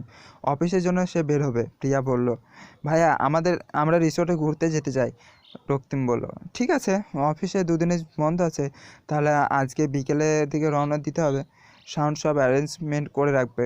শাওন বলল, নো টেনশন, সব কাজ খালাস করে দেবো। অধরা এখনও চুপ করে বসে আছে, কারণ সে যেতে চায় না। সে তার বাবার কাছে এসব ব্যাপারের জন্য টাকা চাইতে পারবে না। রক্তিম একবার অধরার দিকে তাকিয়ে অফিসের উদ্দেশ্যে রওনা দিল। রোকেয়া হোসেন ব্যাগপত্র নিয়ে সবার থেকে বিদায় নিল আর আইব হোসেনকে বললেন, ভাইজান, মেয়েটাকে অনেক বুঝালাম, কিন্তু সে যেতেই চাইছে না, আপনি একটু ওর খেয়াল রাখবেন। জোহেরা খাতুন বললেন, আপা, কোনো চিন্তা করবেন না, আমরা সবাই পৃথুলার খেয়াল রাখবো। রোকেয়া হোসেন বের হয়ে গেল নিজে বাসার উদ্দেশ্যে। আইব হোসেন অনেকটাই অবাক হলেন রোকেয়া হোসেনের এভাবে চলে যাওয়া দেখে। অধরা তাহিদা ইসলামকে বলল, মা আমার পরীক্ষা শুরু হবে, তাই ভাবছি প্রিয়াপুদের সাথে আমি যাব না। তাহিদা ইসলাম মেয়ের কথা বুঝতে পেরে বললেন, তুই টাকা চিন্তা করিস না, আমি একটা ব্যবস্থা করব। অধরা বলল, ওসব কিছু না মা, আমি যেতে চাই না। তাদের কথা মাঝেই রুমে প্রবেশ করলো ইরা আর বলল, আপু রক্তিম ভাই তোমাকে ফোন করেছে, তুমি ফোন ধরছো না কেন? এই নাও আমার ফোন দিয়ে কথা বলো। অধরের ইরা ফোন হাতে নিয়ে কানে ধরতে রক্তিম বলল, আমি যা বলছি কান খুলে শুনবি, আমাদের সাথে তুইও যাবি। যদি শুনেছি মুখ দিয়ে না, তাহলে আমার থেকে খারাপ কেউ হবে না। বলে সে খট করে ফোনটা কেটে দিল। অধরা কান থেকে ফোন নামিয়ে ইরার হাত দিয়ে বলল, ইরা আমি তোদের সাথে যেতে পারবো না, আমার পরীক্ষা। ইরা হতভম্বের মতো সেখানে দাঁড়িয়ে রইল। অধরা রুম থেকে বের হয়ে চলে গেল ছাদে। ছাদে দাঁড়িয়ে এসে ভাবলো, এইবার কোনো ক্রমেই আমি তার কথা শুনবো না। প্রিয়া, রায়হান, শাওন তারা অনেক চেষ্টা করেছে অধরাকে মানানোর, কিন্তু সে একবার নিজের মতামত চেঞ্জ করবে না। তাই প্রিয়া বলল, আমরাও যাবো না তাহলে। অধরা বলল, তোমরা যদি আমার কারণে প্ল্যান ক্যান্সেল করো, আমি কারোর সাথে কথা বলবো না। তখনই রুমে রক্তিম প্রবেশ করলো। সে এসে সবার উদ্দেশ্যে বলল, তোরা বাইরে যা, আমি দেখছি ব্যাপারটা। রক্তিমের কথায় বাধ্য হয়ে সবাই বাইরে চলে গেল। অধরা এক জায়গায় গুটিসুটি হয়ে বসে আছে। রক্তিম অধরার কাছে গিয়ে বলল, আমার কথাটা না শুনে ঠিক করলি না। এখন আমি কি চাচাকে গিয়ে বলে দেবো তার মেয়ে কতটা মহান? এটার পর চাচা যে কী পরিমাণ কষ্ট পাবে তা তুই নিজে ভালো মতো জানিস। অধরা চোখ তুলে রক্তিমের দিকে তাকালো আর তারপর বলল, আপনি বাবাকে কিছুই বলবেন না কেন? আমি যাব। রক্তিম বাঁকা হেসে বলল, ঠিক আছে, তাহলে তো সব কিছু ঠিকঠাক হয়ে গেল। অতঃপর বিকেলবেলা সবাই ব্যাগ গুছিয়ে চলে আসলেন। হল রুমে শাওন রক্তিমের রুমে গিয়ে বসলো। পৃথুলা আপাজান যে পৃথুলা আপাজান যে আমাদের সাথে যাবে তাকে আপনি জানেন?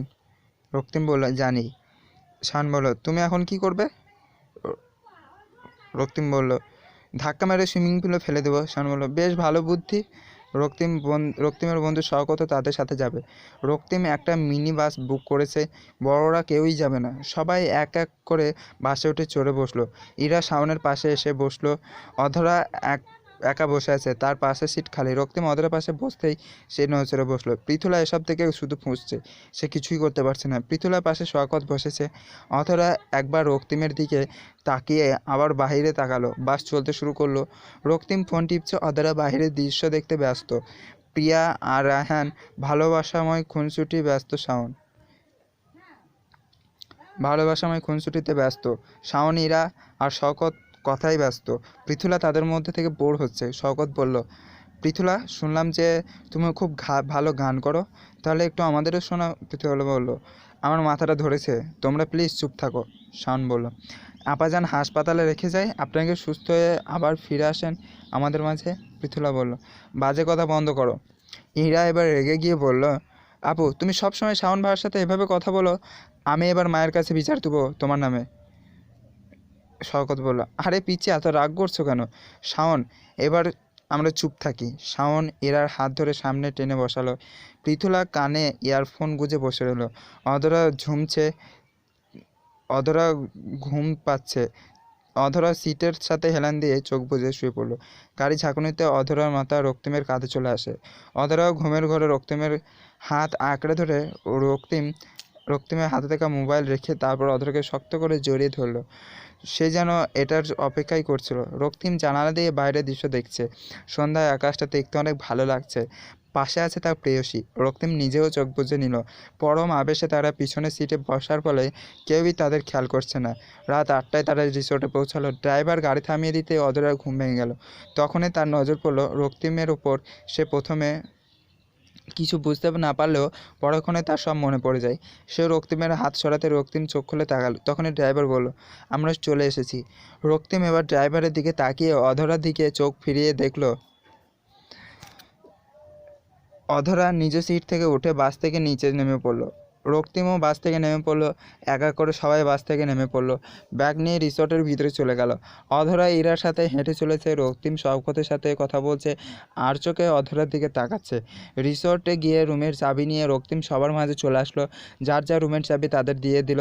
অধরা আর ইরা এক রুমে থাকবে। রক্তিম আর শওকত তাদের পাশের রুমটা নিয়েছে। রক্তিম বলল, সবাই ফ্রেশ হয়ে চলে আসো, একসাথে ডিনার করবো আমরা। সবাই ফ্রেশ হয়ে অধরা রুমে এসেই ফ্রেশ হয়ে বসে পড়লো। ইরা তো দেখে বলল, আপু তোমার কি মন খারাপ?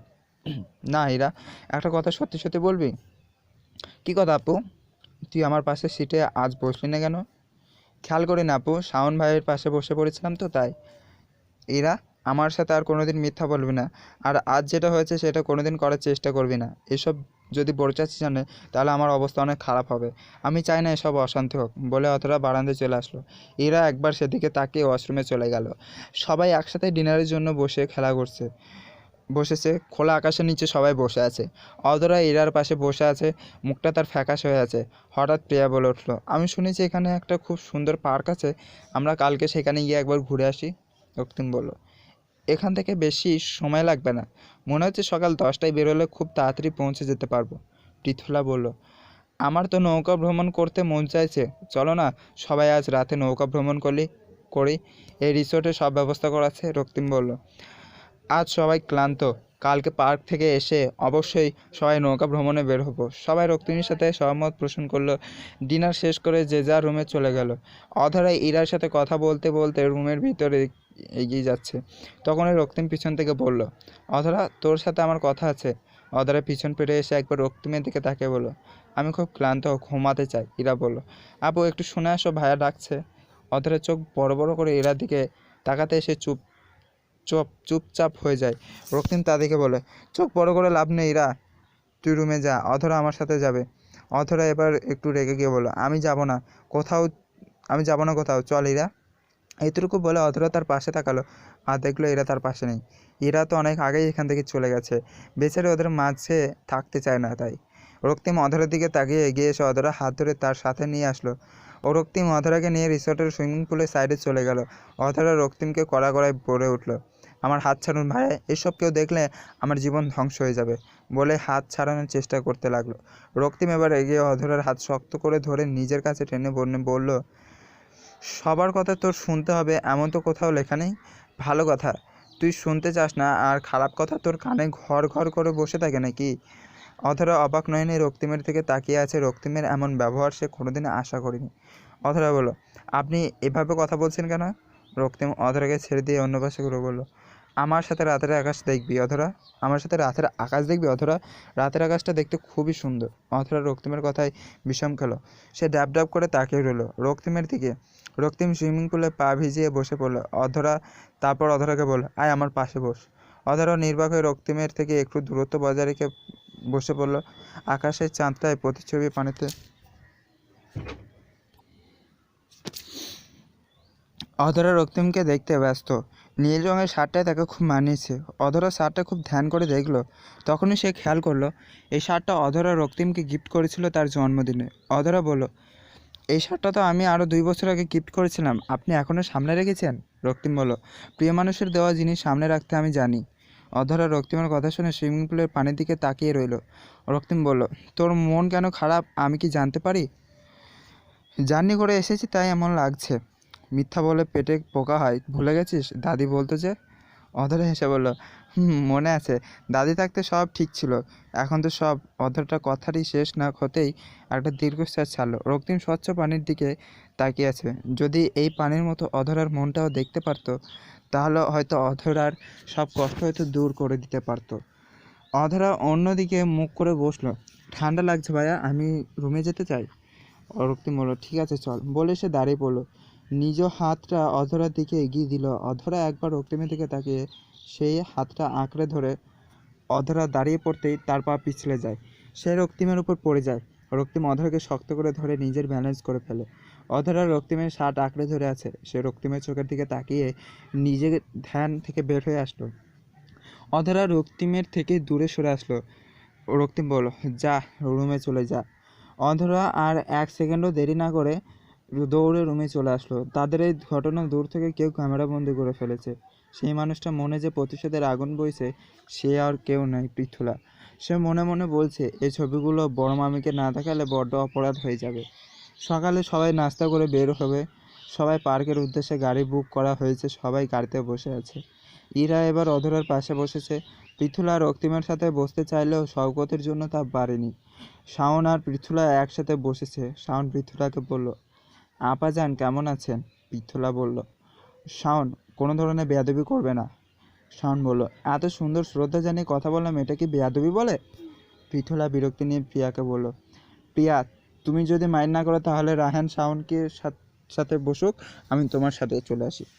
প্রিয়া রাহানের হাত ধরে বলল, পৃথুলা আপু, নতুন নতুন বিয়ে হয়েছে, আমাদের আলাদা কেন থাকবো?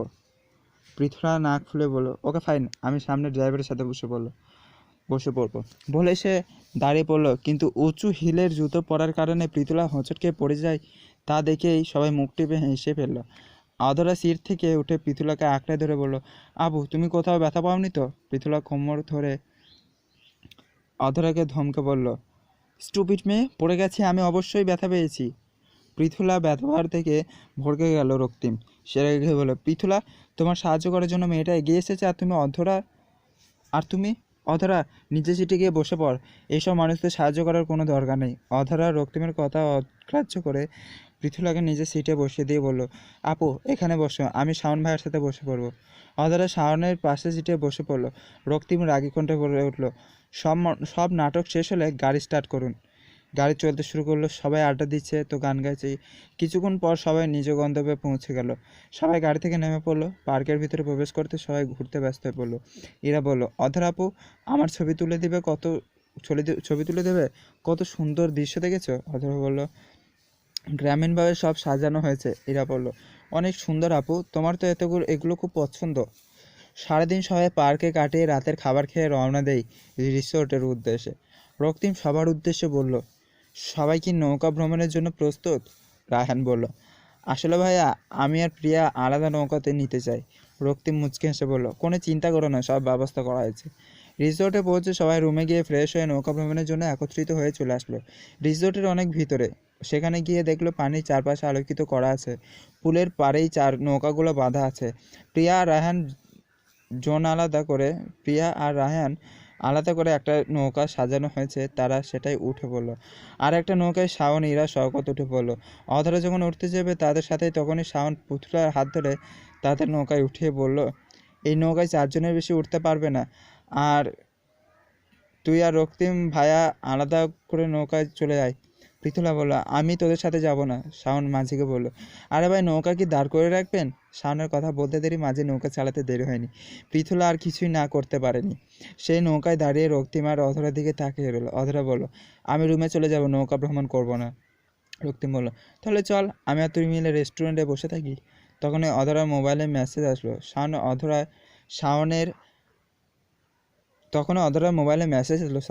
অধরা তা দেখতে লাগলো। তাতে লেখা আছে, আপু, আমার মোবাইলটা তোমার ব্যাগে প্লিজ সাবধানে নিয়ে আসবে। তাই শাওন ভাইয়ার মোবাইল দিয়ে মেসেজ করলাম।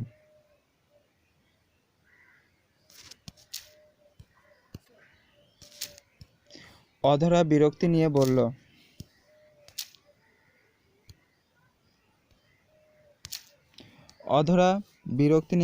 আমাদের যেতে হবে, ইরার ফোন আমার কাছে আছে। ওদের নৌকা কতদূর পর্যন্ত গিয়েছে? রক্তিম বলল, বেশি দূর যায়নি, চল, নৌকায় উঠতে হবে। অধরা রক্তিম একসাথে নৌকায় উঠে পড়ল। মাঝি নৌকা চালাতে শুরু করলো। প্রকৃতির সৌন্দর্য উপভোগ করার থেকে অধরা এখন বেশি চিন্তিত। কারণ এসব যদি একবার জোহেরা খাতুন টের পায়, তাহলে অবস্থা খুব খারাপ হবে। অধরা আশেপাশে চোখ বুলে ইরাদের খুঁজতে লাগলো। হঠাৎ ইরার কণ্ঠ শুনে অধরা পিছন ফিরে তাকাতে দেখলো ইরাদের নৌকা একদম তাদের নৌকার সাথেই। পৃথুলা অগ্নিদৃষ্টিতে অধরার দিকে তাকিয়ে আছে। অধরা নিজ ব্যাগ থেকে ইরার ফোন বের করে বলল, তোর ফোনের জন্যই তো এই পথে আসা হয়েছে। ইরা বলল, শাওন ভাইয়ের হাতে দিয়ে দিও।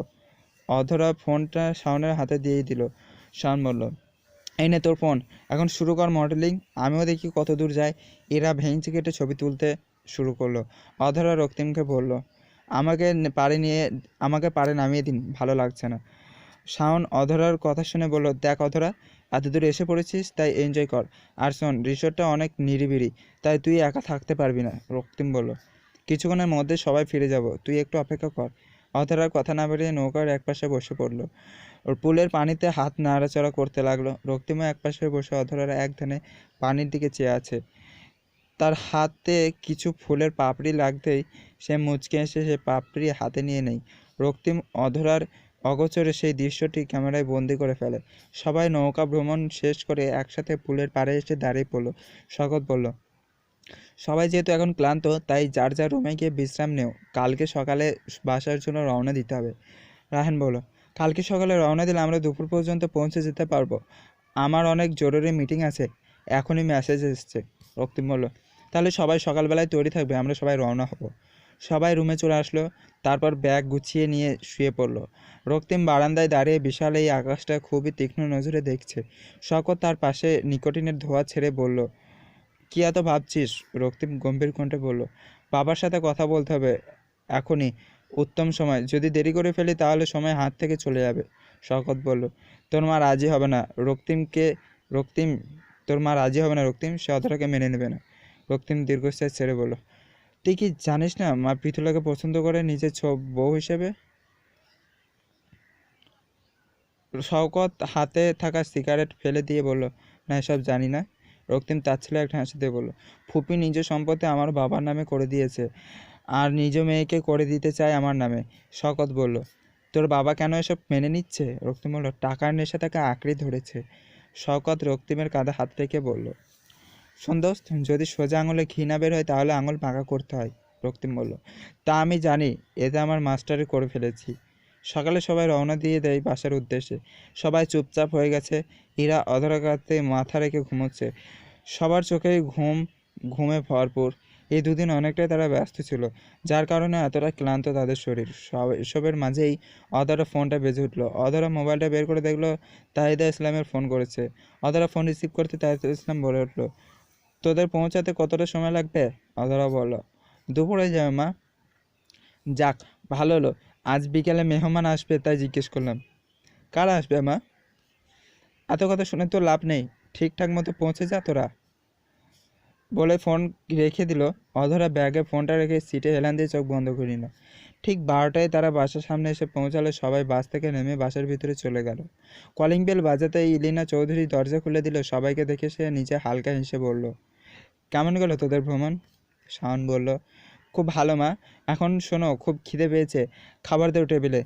ইলিনা চৌধুরী বললেন, আহারে, আমার ছেলেটা এই দুদিনে কতটা শুকিয়ে গেছে, এখন ওভার অ্যাক্টিং হচ্ছে। সবাই শাওনের কথায় শুনে হে হো করে হেসে দিল। তাহেদা ইসলাম জোহেরা খাতুন টেবিলে খাবার দিয়ে বললেন, যা তোরা ফ্রেশ হয়ে নে, খাবার দিয়ে দিচ্ছি টেবিলে। জোহেরা খাতুন অধরাকে দেখে বললেন, অধরা, চুল সুন্দর করে শ্যাম্পু দিয়ে ধুয়ে ফেলবি, আজ বাসায় মেহমান আসবে। রক্তিম ভ্রু কুচকে বলল, বাসায় মেহমান আসবে এতে অধরা কেন ভালো করে চুল শ্যাম্পু করবে? আর কারা আসবে? জোহেরা খাতুন বললেন, বেশি কথা বলবি না, যখন আসবে তখন দেখে নিবি। রক্তিম মনে একটা সন্দেহের বীজ বপন হয়ে গেল। সে গটগট করে নিচে রুমে চলে গেল। অধরা শাওয়ার নিয়ে চুল আছড়ে বিছানায় গা এলিয়ে দিতেই তাহিদা ইসলাম রুমে এসে হাজির। এক হাতে খাবারের প্লেট তো আর এক হাতে শাড়ি। অধরা শোয়া থেকে উঠে পড়লো। তাহিদা ইসলাম প্লেটটা অধরা হাতে দিয়ে বলল, খেয়ে নে। অধরা শাড়িটা বিছানায় উপর রেখে বলল, অধরা, আজ বিকেলে এই শাড়িটা পরবি। শাড়ি কেন পরবো? মায়ের কথার উপর এত কথা বলতে হয় না, যা বলেছি তাই করবি, বলে সে রুম থেকে বের হয়ে চলে গেল। অধরা তার যাওয়ার পানে তাকিয়ে রইল। রক্তিম বিছানায় এক হাত মাথায় তুলে শুয়ে আছে। তখনই দরজায় ঠেলে রুমে ঢুকলো জোহেরা খাতুন। রক্তিম কারো উপস্থিতি টের পেয়ে চোখ খুলে তাকিয়ে দেখলো জোহেরা খাতুন দাঁড়িয়ে আছে। রক্তিম বলল, কোনো কাজ আছে? রক্তিম, একটু তোর মামার বাড়ি যেতে হবে, তোর নানি তোকে দেখতে চেয়েছে। তোমরা যে পরিকল্পনা করেছো তা আমি হতে দেব না। কিসের পরিকল্পনা? এসব কি বলছিস? তোর নানি তোকে দেখতে চেয়েছে, অনেক জরুরি কথা আছে তোর সাথে। আজ যাব না, কালকে যাব। এভাবে বলিস না, তোর নানির শরীরটা বেশি একটা ভালো না, তোকে দেখতে চেয়েছে বাবা, আজই চলে যা। রক্তিম বলল, ঠিক আছে, শওকতকে নিয়ে চলে যাব। জোহেরা খাতুন ছেলের মাথায় হাত বুলিয়ে দিয়ে চলে গেলেন। রক্তিম তার যাওয়ার পরে তাকে বাঁকা হেসে বলল, তোমরা যা ভেবেছো তার থেকে একটু বেশি আমি ভেবে রেখেছি। রক্তিম গায়ে শার্ট জড়িয়ে বের হয়ে আসলো রুম থেকে। তারপর সোজা বাসার বাইরে চলে আসলো। বিকেলবেলা অধরা শাড়ি পরে বসে আছে পাত্রপক্ষের সামনে। অধরা কখনো ভাবেনি যে তার সাথে আজ এমন হবে। কিছুক্ষণ আগে তাহিদা ইসলাম শাড়ি পরে সুন্দর করে সাজিয়ে তাকে বাইরে নিয়ে আসে। অধরা দেখে 3জন লোক সবাই বসে আছে, একজন মহিলা, 2জন পুরুষ, একজনের বয়স 27 কি 28। অধরা একবার তাহিদা ইসলামের দিকে তাকালো। সে চোখ দিয়ে ইশারা করলো সালাম দিতে। অধরা সবাইকে সালাম দিল। জোহেরা খাতুন সবার সাথে অধরার পরিচয় করে দিল। মহিলার নাম আসমা জাহান, সে ছেলের মা। ছেলের বাবা ইকবাল রহমান আর ছেলের নাম ইফতি রহমান। অধরার নিচে দিকে তাকিয়ে আছে। তার মনে এক অজানা ভয় করছে, এখনই কোনো তুফান এসে পড়বে। আসমা জাহান অধরার পাশে বসলেন। মেয়ে আমাদের পছন্দ হয়েছে, বিয়ের সময় দেখে আমরা মন জিতে নিয়েছি। অধরার বিয়ের সময় দেখে আমার মন জিতে নিয়েছে। অধরা চুপ করে বসে আছে। ইকবাল রহমান অধরার বাবা তৈয়ব হোসেনকে বললেন, আপনাদের মতামতের আশায় আছি আমরা। তৈয়ব হোসেন বললেন, আমরা অনেক ইচ্ছে মেয়েকে পড়াশোনা আমার অনেক ইচ্ছে মেয়ে পড়াশোনা করুক, এখন বিয়ে দেওয়ার কোনো ইচ্ছে নেই আমার। ইফতি তাদের কথায় মাঝে বলল, আঙ্কেল আমাদের নিয়ে এই বিষয়ে কোনো আপত্তি নেই।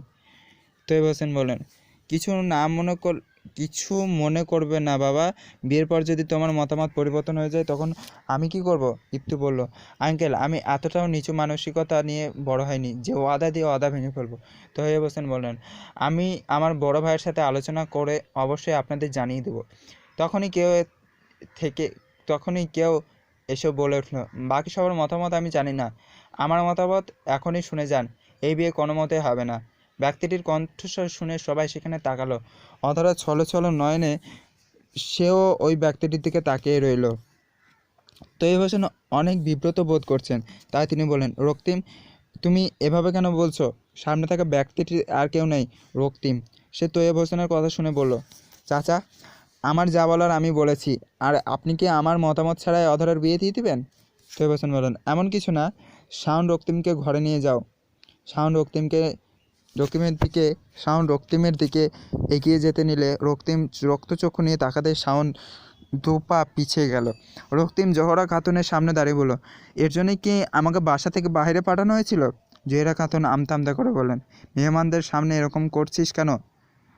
তাহলে তাদের যেতে বলো, বসিয়ে রেখেছো কেন? ইকবাল রহমান বলেন, আমরা আজ আসি, পরে কথা বলবো এসে, বলে তারা চলে গেল। যার আগে ইফতি একবার অধরার দিকে তাকিয়ে বাসা থেকে বের হয়েছে। রক্তিমের চোখ তা এড়ায়নি। রক্তিম অধরাকে এভাবে বসে থাকতে থেকে আরও রেগে গিয়ে চরমভাবে একটা ধমক দিয়ে বলল, এই মেয়ে এখানে বসে আছিস কেন? ভিতরে যাবে এখনই। রক্তিমের ধমক শুনে সে কেঁপে উঠে তৈয়ব হোসেন বলল, এভাবে কথা বলছে কেন রক্তিম? মেয়ে আমার, সিদ্ধান্ত আমার হবে। রক্তিম বলল, আপনার মেয়ে মানলাম, কিন্তু এতগুলো বছর যে আমি আগলে রাখলাম। তৈয়ব হোসেন বিস্ফোরিত নয়নে তাকিয়ে রইল রক্তিমের দিকে, তারপর বলল, বড় ভাবি আপনার ছেলেকে নিয়ে যান এখান থেকে, আমার হাত উঠে যাবে। জোহরা খাতুন রক্তিমের হাত ধরে বলল, চল বাবা ভিতরে, আমার কথাটা রাখ। রক্তিম দ্বিগুণ রেগে গিয়ে বলল, আমি কেন তোমার কথা রাখবো? তুমি রেখেছো আমার কথা, তুমি জানতে না সব, তবুও তুমি এমন একটা কাজ করলে। অধরা তাদের কথোপকথন শুনতে পারলো না। সে ধীর পায়ে সেখান থেকে নিজ রুমে চলে আসলো। ইরা তার পিছন পিছন চলে গেল।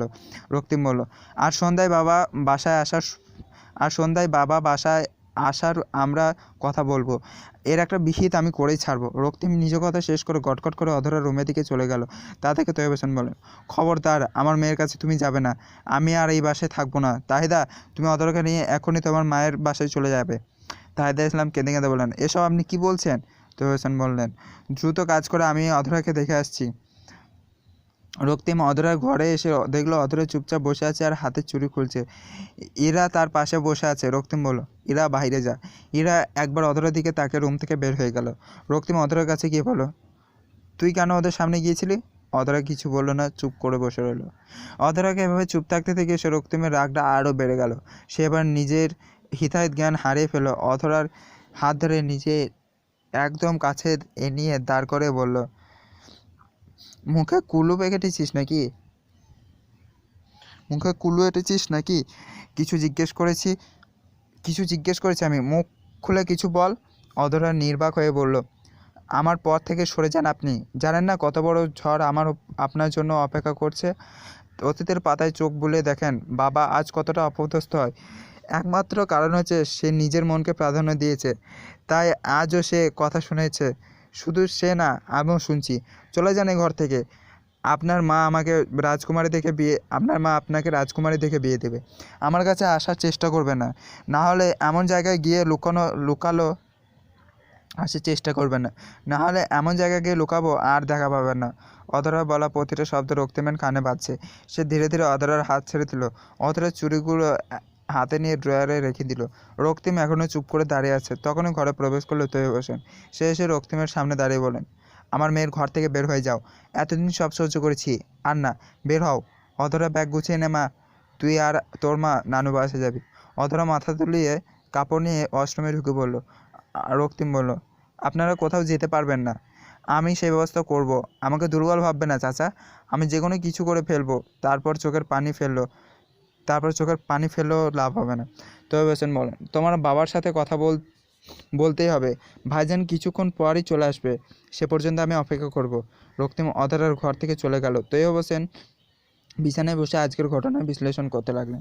বাসায় পৌঁছে আইয়ুব হোসেন বুঝতে পারলেন বাসার পরিবেশ বেশি একটা চর্চনীয় নয়। তাই সে চুপচাপ ফ্রেশ হয়ে খাবার টেবিলে বসে পড়লেন। জোহরা খাতুন স্বামীর খাবার প্লেটে তুলে দিচ্ছেন, তখনই রক্তিম এসে পাশের চেয়ারে বসে পড়ল আর বলল, বাবা, তোমার সাথে আমার জরুরি কথা আছে। আইয়ুব হোসেন বললেন, খাবার শেষ করে কথা বলছি। ঠিক আছে, আমি তোমার রুমে চলে আসবো। কিছুক্ষণ পর রক্তিম আইয়ুব হোসেনের রুমে চলে আসলো। আইয়ুব হোসেন বলেন, কী কথা, দ্রুত বল। আমি অধরাকে বিয়ে করব। আইয়ুব হোসেন ওই ছেলের কথা শুনে হালকা হেসে বললেন, এসব বাচ্চামি না করে বাবা, তুমি তো এতটাও ছোট নাও। সব জেনে শুনে এমন কথা বলছো কেন? আমার মনের কথা তোমরা জানো বাবা, তোমরা তো জানতে। আইয়ুব হোসেন বললেন, হয় না বাবা, এটা তোমার জন্য পৃথুলা পারফেক্ট। রক্তিম চোয়াল শক্ত করে বলল, পৃথুলা? ওকে আমি কোনোদিন বিয়ে করব না বাবা। ফুপির সম্পত্তি তুমি নিয়েছো, আমি না। আর শোনো, তোমার বোন যে কতটুকু নিস তা তুমি নিজেও জানো না। আইয়ুব হোসেন বললেন,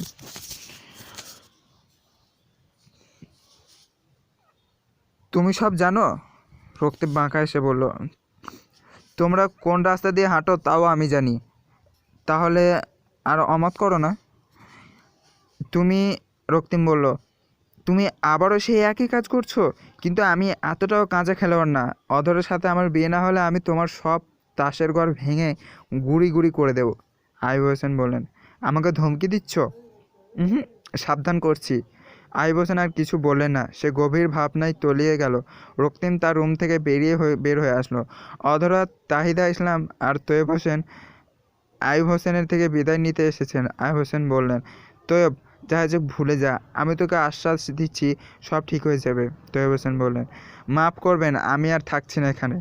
রক্তিম দেওয়ালে হেলান দিয়ে বুকে হাত গুজে অধরার দিকে তাকিয়ে আছে। অধরা মাথা নিচু করে দাঁড়িয়ে আছে। ইরা অধরাকে জড়িয়ে ধরে বলল, প্লিজ আপু, চেও না আমাকে ছেড়ে। শাওন নির্বাক হয়ে তাকিয়ে দেখছে সব। অধরা ইরার মাথায় হাত বুলিয়ে বলল, আমাদের নতুন বাসায় তুই আসবি কিন্তু। ইরা ফুঁপিয়ে কেঁদে যাচ্ছে। রক্তিমকে ঠান্ডা দেখে আইয়ুব হোসেনের বুক কাঁপছে, না জেনে এই ছেলে কি করে ফেলে। ইলেনা চৌধুরী বললেন, তোমরা আবার এবারে ভুলেও যেন না তোমরা আবার এবারে ভুলেও যেন না আসা যাওয়া করো। তখনই রক্তিম বলল, অবশ্যই আসবে। তারা মেয়েকে দেখতে তো আসবেই, তার মেয়েকে তো দেখতে আসতে হবেই। পৃথুলা বলল, এসব কি বলছো? অধরাও তো তাদের সাথে যাবে। রক্তিম বলল, আমার বউকে আমি অনুমতি দেইনি এই বাড়ি থেকে বের হওয়ার। সবাই রক্তিমের কথা শুনে অবাক হয়ে পড়ল।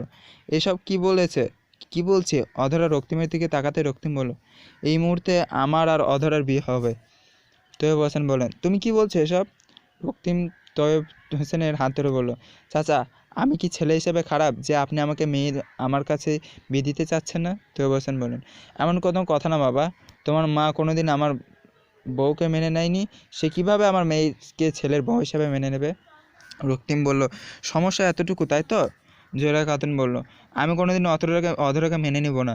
রক্তিম বলল, মা যদি মনে করে থাকো আমি তোমায় রিকোয়েস্ট করব, তা ভেবো না। তোমার নীতি এপাশে চলতে পারে, আমার উপর না। ছোটো থেকে তোমার অবিচার দেখেছি, আর না। জোহরা খাতুন বললেন, তুই আমার অমতে বিয়ে করবি? রক্তিম কিছু বলার আগে তার অধরা বলল, বাবা, আমাদের দেরি হচ্ছে, চলো। রক্তিম বলল, তুই কি শুনতে পাস না আমি কি বলেছি? অধরা বলল, আমি আপনাকে বিয়ে করতে চাই না। আপনার প্রতি আমার কোনো অনুভূতি নেই, তাহলে সংসার করব কি করে?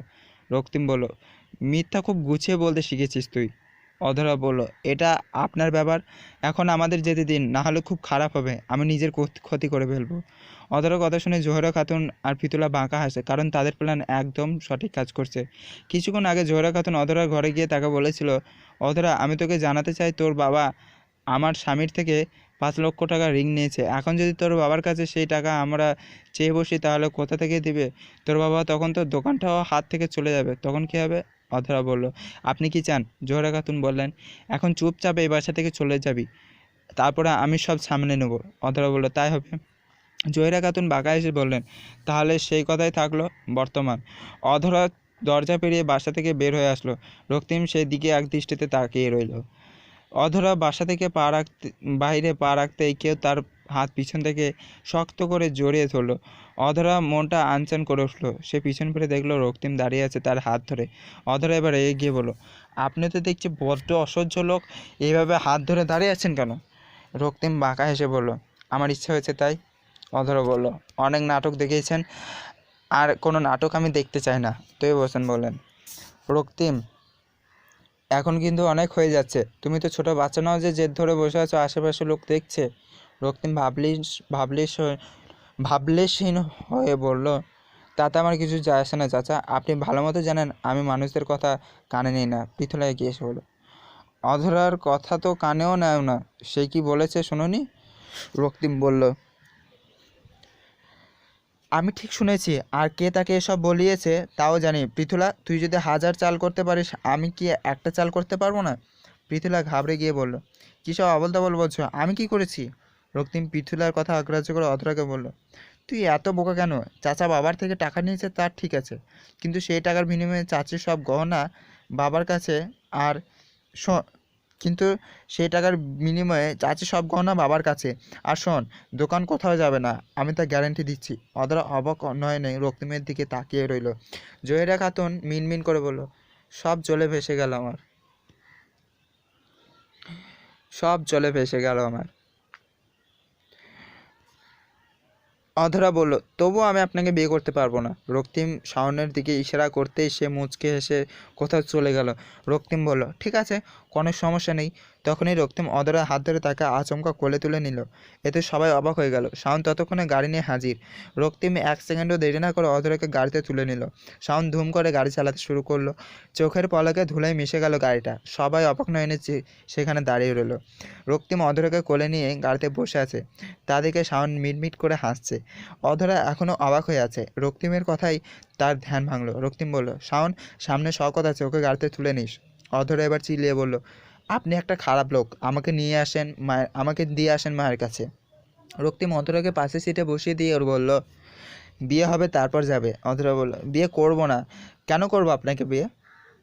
শাওন, তুই একটা তুই রক্তিম শাওনকে বলল, শাওন, তুই একটা এই গাড়িটা সাইডে রাখ, আর শওকত কাছে আছে, ওর সাথে গিয়ে কথা বল। শাওন মুচকি হেসে বলল, ওকে ব্রো। শাওন গাড়ি থেকে নামতেই রক্তিম অধরা অধরাকে বুকের সাথে মিশিয়ে বলল, আমি তো জানি আমি খারাপ। কেন? আমি তো জানি আমি খারাপ, কোনো ভালো গুণ আমার নেই। সেই খারাপ আমিটাকেই তো তুই ভালোবাসিস। অধরা রক্তিমের শার্ট চোখের পানিতে ভিজিয়ে দিল। রক্তিম বলল, তুই কি মনে করিস আমি সব ভুলে গেছি? সেই ছোটোবেলায় যখন দাদি বলতো তুই আমার বউ হবি, তখন তুই লজ্জা পেয়ে চাচির শাড়ির আঁচড় ধরে দাঁড়িয়ে থাকতি? আমি তো সে সময় থেকেই নিজেকে তোর বর মেনে নিয়েছি। তোর ডায়েরির প্রতিটা ভাঁজে তাও আমি জানি। আমাকে তুই এত বোকা ভাবিস না। সময়ের সাথে সাথে আমরা আমরা বড় হয়েছি, কিন্তু আমাদের অনুভূতি সেই একই আছে। কি এখনও আমাদের দূরে ঠেলে দিবি? কি এখনও আমাকে দূরে ঠেলে দিবি? আমি তোকে ওয়াদা করেছি সব ঠিক করে দেবো। একবার আমাদের বিয়েটা হয়ে যাক, তারপর সব ঠিক করে দেবো। রক্তিম কথা বলা শেষ করে অধরে 2 বাহুটা ধরে বলল, ঠিক আছে, আমি তোকে বাসায় দিয়ে আসবো, কিন্তু মনে রাখবি আর কোনো দিন এই রক্তিম হোসেনের চেহারা দেখতে পারবি না। বলে রক্তিম গাড়ি থেকে নামতে নেবে তখনই অধরা রক্তিমের শার্ট খামচে ধরে বলল, আমারও সব মনে আছে, কিন্তু বড় চাচা আমাকে মেনে নেবে না। রক্তিম অধরাকে আবার জড়িয়ে ধরে বলল, বলেছি না সব ঠিক করে দেবো, ভরসা রাখ আমার ওপর। অধরা রক্তিমকে 2 হাতে জড়িয়ে ধরে রক্তিম অধরার চুলে ঠোঁট ছুঁয়ে দিয়ে বলল, ভালোবাসি প্রেয়সী। অধরা রক্তিমের বুকে মাথা গুজে বলল, আমিও। রক্তিম মুচকি হেসে অধরার মাথায় হাত বুলিয়ে দিয়ে বলল, অধরা, রক্তিম, শাওন, শওকত এখন দাঁড়িয়ে আছে। কাজী অফিসের সামনে অধরা রক্তিমের হাত শক্ত করে জড়িয়ে ধরে রেখেছে। শাওন বলল, ভাইয়া সব ব্যবস্থা হয়ে আছে, কাজটা শেষ করে নাও। রক্তিম বলল, তা তো করবই। শাওন তার ফোনের দিকে তাকিয়ে বলল, এই ইরাট আমায় পাগল করে তুলেছে, কখন থেকে ফোন করছে, কেমন যেমন লাগছে, ওর বিয়েতে ওকে দাওয়াত দিইনি। শওকত বলল, এভাবে বলো না, বেচারি ছোট মানুষ। শাওন তার এক ভুরু উঠিয়ে বলল, আজকাল ইরার হয়ে তুমি অনেক কথা বলছো, ব্যাপারটা ভালো ঠেকছে না। শওকত হামতা হামতা করে বলে উঠল, ধর মিয়া, তুইও কি বলছিস? ওই দেখ ফারাবি আর মাহাদিও এসে পড়ছে। শাওন সামনে তাকিয়ে দেখলো আসলেই ফারাবি আর মাহাদি এসে পড়ছে। রক্তিম আর অধরা কাজীর সামনে বসে আছে। কিছু মুহূর্তের মধ্যে তাদের বিয়ের কার্যক্রম সম্পন্ন হলো। অধরা একবার রক্তিমের দিকে তাকালো। রক্তিম অধরার হাত শক্ত করে ধরে তাকে বলল, আমরা আজ বাসায় যাব না, ফারাবির ফার্ম হাউসে থাকবো। অধরা বলল, মা বাবা? রক্তিম বলল, তাদের শাওন সব বলে দেবে, আগামীকাল আমরা বাসায় যাব। অধরা আর কিছু বলল না, চুপচাপ গাড়িতে বসে পড়লো। রক্তিম তার পাশে বসে পড়লো। শাওন তাদের ফার্ম হাউসে রেখে বাসায় চলে গেল। ফারাবি রক্তিমকে ফার্ম হাউসের চাবি দিয়ে বলল, আমি খাবার রান্না করে রেখেছি, আসুন, তোর জন্য একটা সারপ্রাইজ আছে, দেখলে খুশি হবি। রক্তিম কিছু বলবে তার আগে ফারাবি চলে গেল। রক্তিম চাবি দিয়ে গেট খুললো, তারা ভেতরে ঢুকলো। রক্তিম অধরাকে বলল, তুমি ফ্রেশ হয়ে নাও, রুম ওইদিকে। অধরা বলল, আপনি আমাকে তুমি করে কেন বলছেন? রক্তিম বলল, গাথি, তুমি আমার বউ, এখন থেকে তুই করে বলবো? অধরা মুখ ফুলিয়ে বলল, বউকে কেউ গাধিও বলে না। রক্তিম এসে অধরার গালে ঠোঁট ছুঁয়ে দিয়েই অধরার গালে হাত দিয়ে রক্তিমের দিকে তাকিয়ে রইল। রক্তিম বলল, রুমে তোর সব প্রয়োজনীয় জিনিস রাখা আছে, ফ্রেশ হয়ে নে। অধরা রুমের দরজা ঠেলে ভিতরে ঢুকতেই তার চোখ ছানা ভরা। পুরো রুম ফুল দিয়ে সাজানো, বিছানায় হার্ট শেপ ফুল দিয়ে সাজানো। অধরা রুম থেকে বের হয়ে আসলো। সে দৌড়ে রুম থেকে রক্তিমের কাছে চলে আসলো, হাঁপিয়ে হাঁপিয়ে বলল, রুমে এসব কি সাজিয়েছেন? রক্তিম ভ্রু কুঁচকে বলল, কি সাজিয়েছি মানে? সবই তো করে রেখেছেন আগে থেকে। রক্তিম বলল, চলো দেখে আসি কি সাজিয়েছি আমি। অধরা বলল, আপনি যান। রক্তিম মাথা চুলকে রুমের দিকে হাঁটা ধরলো। দরজা ঠেলে ভিতরে ঢুকতে রক্তিমের মুখ হাঁ হয়ে গেল। রক্তিম বুঝতে বাকি রইল না এসব কে করেছে। রক্তিম কাবার থেকে অধরার সব জিনিসপত্র নিয়ে অধরার কাছে চলে গেল। অধরা সেখানেই দাঁড়িয়ে আছে। রক্তিম অধরা হাত ধরে দিয়ে বলল, অন্য রুমটায় চলে যাও, আমি সব পরিষ্কার করে দিচ্ছি। অধরা আর কোনো কথা না বলে অন্য রুমে চলে গেল। রক্তিম দীর্ঘশ্বাস ছেড়ে ঝাড়ু হাতে নিয়ে কাজে লেগে পড়লো আর মনে মনে ফারাবিকে গালি দিতে পড়লো। তার জন্য বিয়ের প্রথম দিন ঘর ঝাড়ু দিতে হচ্ছে। শাওন বাসায় পৌঁছে সবাইকে সব বলে দেয়। শাওনের কথা শুনে জোহেরা খাতুন মাথায় হাত দিয়ে বসে পড়লো। পৃথুলা ঘরবন্দি হয়ে বসে রইল। আইয়ুব হোসেন বলেন, যা হয়েছে তা নিয়ে কথা বলে লাভ নেই। রক্তিম কোথায়? শাওন বলল, আগামীকাল চলে আসবে। তৈয়ব হোসেন বলল, কাল পর্যন্ত অপেক্ষা করতে পারবো না শাওন, আমার মেয়ে কোথায়? শাওন বলল, চিন্তা করবেন না চাচা, অধরা ঠিক আছে। পুরো বাসায় নিস্তব্ধতা ছেয়ে পড়েছে, সবাই চুপচাপ হয়ে গেছে। ইরা শাওনের ঘরে গিয়ে বলল, ভাইয়া, আমাকে কেন বাদ দিলে? শাওন বলল, সব কিছু তাড়াহুড়ো করে করা হয়েছে, তাই আর কি। অবশেষে তাদের বিয়েটা হয়ে গেল। আমি অনেক খুশি। আমিও। রক্তিম ঘর পরিষ্কার করে ফোন নিয়ে ফারাবিকে কল করে আচ্ছা মতো ঝেড়ে রুমে আসতেই অবাক হয়ে গেল। অধরা আয়নার সামনে দাঁড়িয়ে আছে, হালকা গোলাপি রঙের ড্রেস পরেছে। সে তাকে তাকে দেখতে একদম একটা তরতাজা ফুলের মতো লাগছে। অধরা নজর আয়নায় পড়তেই সে দেখতে পেল রক্তিম তার দিকে তাকিয়ে আছে। অধরা নিচু স্বরে বলল, খাবার কি রান্না করতে হবে? রক্তিম ধ্যান ভেঙে বলল, না, ফারাবি দিয়ে কাছে টেবিলে রাখা আছে।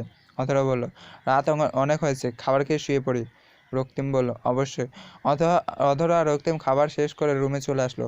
অধরা বিছানায় গুটিসুটি হয়ে শুয়ে পড়লো। রক্তিম সবাই শুয়ে পড়লো। তাদের মধ্যে আলাদা এক জড়তা কাজ করছে, কি যেন তাদের বাধা দিচ্ছে। অধরা ঘুমাচ্ছে না, এপাশ সেপাশ ফিরে দেখলো রক্তিম তার দিকে তাকিয়ে আছে। দুজনেই অপ্রস্তুত হয়ে পড়লে। রক্তিম বলল, তোমার কি ঘুমাচ্ছে না? বাসার কথা মনে পড়ছে। বাসার কথা মনে পড়ছে কেন? তুমি তো খুব সুন্দর বাসা থেকে বের হয়ে গিয়েছিলে। সে সময় তো রেগে গেছিলাম, তাই। চন্দ্রবিলাস করবে? বারান্দা থেকে চাঁদটা খুব সুন্দর দেখা যায়। ঠিক আছে। দুজনেই বারান্দায় গিয়ে পড়লো। তারপর দুজনেই বারান্দায় গিয়ে দাঁড়ালো। রক্তিম বলল, গান হলে মন্দ হয় না। অধরা বলল, রূপকথার জগতে গানটা আমার খুব পছন্দ। রক্তিম মুচকে হেসে তার ফোনে রূপকথার জগতের গানটা ছেড়ে দিল। অধরা গানের সাথে গুনগুন করছে আর চাঁদের দিকে তাকিয়ে রক্তিম তার দিকে স্নিগ্ধ নয়নে তাকিয়ে আছে। পৃথুলা রোকেয়া হাসানকে ফোনে বলছে, মা, তুমি তো বলেছিলে সব তোমার প্ল্যান অনুযায়ী হচ্ছে, তাহলে এটা কি হলো? রোকেয়া হাসান বলল, তুই চিন্তা করিস না মা, আমি কাল সকালেই আসছি। পৃথুলা বলল, সব শেষ হয়ে গেছে, এখন এসে কি করবে? বলে সে খট করে ফোন কেটে দিল। বালিশে মুখ গুছিয়ে শুয়ে পড়ল। জয়েরা খাতুন কাঁদো কাঁদো কণ্ঠে বলল, এখন কি হবে? আপনি রোকেয়া আপনি রোকেয়া আপাকে কি জবাব দেবেন? আইব হোসেন বললেন, আহা, আমি কি ওদের নিজ ইচ্ছায় বিয়ে দিয়েছি? রক্তিম নিজ ইচ্ছায় করেছে বিয়ে। তুমি এত ভেবো না, ঘুমাও আর ঘুমাতে দেও। জহিরা খাতুন বিড়বিড় করে বলল, অনেক বড় তুফান আসছে যা সব কিছু লণ্ডভণ্ড করে দেবে। আমাদের ধ্বংস দেখছি আমি। সকালে মিষ্টি রোদ ঘরে জানলা ভেদ করে প্রবেশ করছে। শীতের সকালটা যে কতটা সুন্দর হয় তা যে দেখেছে সেই জানে। পাখির কিচিরমিচির শব্দ আশেপাশের পরিবেশকে আরও মুগ্ধ করেছে। হালকা ঠান্ডা বাতাস দেহকে বিহমিত করছে। সেই হাওয়া রক্তিমের শরীরে লাগতেই সে কেঁপে উঠল। গায়ের চাদরটা ভালো মতো জড়িয়ে নিতেই সে কারোর মুখের শব্দ শুনতেই চোখ পিটপিট করে খুলে দেখলো অধরা দাঁড়িয়ে আছে। তার চোখে মুখে বিরক্তির মাখা রক্তিম সেটাকে স্বপ্ন ভেবে অধরার হাত টেনে ধরে বলল, তুমি কিন্তু আমাকে অনেক জ্বালাতন করছো। এর পরিণাম কিন্তু ভালো হবে না প্রেয়সী। অধরা চোখ বড় বড় করে তাকিয়ে রক্তিমের জোরে সে একটা চিমটে কাটতেই রক্তিম অধরার হাত ছেড়ে দিয়ে উঠে বসে পড়ল। তারপর গালে হাত দিয়ে বলল, কে করেছে এটা? একদম গাল লাল করে দেব থাপড়িয়ে। কে করেছে এটা? একদম গাল লাল করে দেবো থাপিয়ে। অধরা শুকনো ঢোক গিলে বলল, আমি কি জানি? মশাও তো হতে পারে, তাই না? রক্তিম অধরা বোকা বোকা কথার কোনো মানেই বুঝলো না। অধরা সেই বিষয় থেকে দূরে সরে এলো। ব্রাশ কোথায়? সকালবেলা সব জায়গায় খুঁজে ফেলেছি, কোথায় রেখেছে? রক্তিম অধরার কথা শুনে আড়মোড়া ভেঙে বলল, কাবার্ডে যে কোনো একটা শপিং ব্যাগ আছে। অধরা রক্তিমের উপর প্রচুর বিরক্ত। সে দীর্ঘয় কাবার্ড খুলে সকল শপিং ব্যাগ খুলে ব্রাশ খুঁজে পেল। অধরার ওয়াশরুম থেকে ফ্রেশ হয়ে রান্নাঘরে গিয়ে চায়ের পানি বসালো। পুরো রান্নাঘর খুঁজে সে শুধু চা বানানোর জিনিসগুলো পেল। অধরা চা তৈরি করে আবার রুমে চলে আসলো। রক্তিমে এখনও উপরে ঘুমিয়ে আছে। অধরা বিছানা গুছাতে গুছাতে জোরে জোরে বলল, সকাল 10টা বাজে নাস্তা কি পাবো, নাকি একদম দুপুরে খাবার নসিবের জুটবে? রক্তিম অধরার কথা শুনতে পেয়ে ধরপড়ে সোফা থেকে উঠে দাঁড়ালো। তারপর কাবার্ড থেকে প্রয়োজনীয় জিনিসপত্র নিয়ে ওয়াশরুমে চলে গেল। অধরা বিছানা ঠিক করে সোফা গুছিয়ে রাখলো। তখনই কলিং বেলের শব্দ পেল। অধরা সে রুম থেকে বেরোয় দরজার সামনে এসে জিজ্ঞেস করলো, কে বাইরে? বাইরে থেকে শওকত বলল, আমি শওকত ভাবি। অধরা দরজা খুলে দিতে শওকত হাসি হাসি মুখে দেখতে পেল। অধরা বলল, ভাইয়া ভিতরে আসুন। শওকত ভিতরে ঢুকে হাতে রাখা টিফিন অধরার হাতে দিয়ে বলল, মা আপনাদের জন্য নাস্তা পাঠিয়েছে। অধরা টিফিনের দিকে তাকিয়ে মুচকে এসে বলল, ধন্যবাদ ভাইয়া। শওকত অধরার দিকে তাকিয়ে বলল, সাহেব কোথায়? অধরা কিছু বলবে তার আগে রক্তিম চলে আসে। শওকত রক্তিমকে দেখে বলল, সকাল কয়টা বাজে? ভাবিকে এখন পর্যন্ত না খাইয়ে রেখেছিস? রক্তিম বলল, তুই খাবার নিয়ে আসবি সেই আভাস আমি আগেই পেয়েছি, তাই এত কষ্ট করলাম না। অধরা নাস্তা সাজিয়ে দুজনকে ডেকে একসাথে বসে নাস্তা করে নিল। শওকত রক্তিমকে বলল, আন্টি অনেক চিন্তিত, তুই একটা ফোন দিয়ে কথা বলে নে। রক্তিম চায়ের কাপে চুমুক দিয়ে বলল, একটু পর বাসায় চলে যাব আমরা। শওকত রক্তিমের হাতে হাত রেখে বলল, তুই মাথা ঠান্ডা রেখে কাজ করবি। সবাই আগুন হলে পানি কোথা থেকে পাবি? পানি রান্না করে কাজ করছে, সবাইকে ঠান্ডা করা পানির দায়িত্ব সে পেয়েছে। রোকেয়া হোসেন সবাই বসে আছে, তার চোখ দিয়ে আগুন ঝরছে। কেউ এটা বুঝতে পারছে না অধরা আর রক্তিমের বিয়ের কারণে সে এতটা রেগে আছে কেন। শুধু রক্তিমের বাবা মা জানে আসল কারণ কি। তাহিদা ইসলাম ননদের এত রাগ দেখে বললেন, আপা আমি জানি বাচ্চারা ভুল করেছে, এর মানে এ নয় যে আমরাও ভুল করব। রোকেয়া হোসেন অগ্নিদৃষ্টিতে তাকে বলল, তোমরা তো খুশিতে নাচতে মন চাইছে, এটাই তো চেয়েছিলে রক্তিমকে হাত করে সব কিছু ছিনিয়ে নিবে, যেমন মা তেমন মেয়ে। তাহিদা ইসলাম মাথা নিচু করে ফুঁপে উঠলেন। এবার আর তৈয়ব হোসেন চুপ থাকলেন না, সে হুঙ্কার ছেড়ে বললেন, আপা অনেক হয়েছে, আপনি অনেক বলেছেন, এতগুলো বছর শুধু আপনাদের শুনেছি আর না, যদি আপনারা লিমিট ক্রস করেন আমিও চুপ থাকবো না। রোকেয়া হোসেন হাঁ হয়ে গেলেন। ছোটো ভাইয়ের এহেন আচরণ থেকে সে কোনোদিনও ভাবেনি তার হাতের পুতুল এভাবে কথা বলবে। আইয়ুব হোসেন পরিবেশকে সামলাতে বলেন, রোকেয়া তুমি কিন্তু বেশি বেশি বলছো। রক্তিম অধরাকে ভালোবাসে তাই বিয়ে করেছে, এটাতে ভুল কি? রোকেয়া হোসেন জানে সবার কথাই রাগে গা জ্বলে যাচ্ছে। সে সোফা থেকে দাঁড়িয়ে বলল, বড় ভাইজান, আমার মুখ খুলতে আপনি আমায় বাধ্য করছেন। জোড়া খাতুন এবার ভয় পেয়ে গেলেন। সে আইয়ুব হোসেনের কাছে গিয়ে দাঁড়ালেন। আইয়ুব হোসেন বিদ্রুপের হাসি দিয়ে বলেন, আমি জানি তো তুমি কি বলবে। এই তো যে তোমার সম্পত্তি আমি নিয়েছি আর তোমাকে ওয়াদা করেছি যে রক্তিমের সাথে পৃথুলার বিয়ে হবে, তাই তো? আইয়ুব হোসেনের কথাই শুনে সবাই আকাশ থেকে পড়ল। তৈয়দ হোসেন বললেন, এসব কি হচ্ছে? লীনা চৌধুরী বললেন, তলে তলে এত কিছু হয়েছে, বাহ, জানতাম না তো। শাওন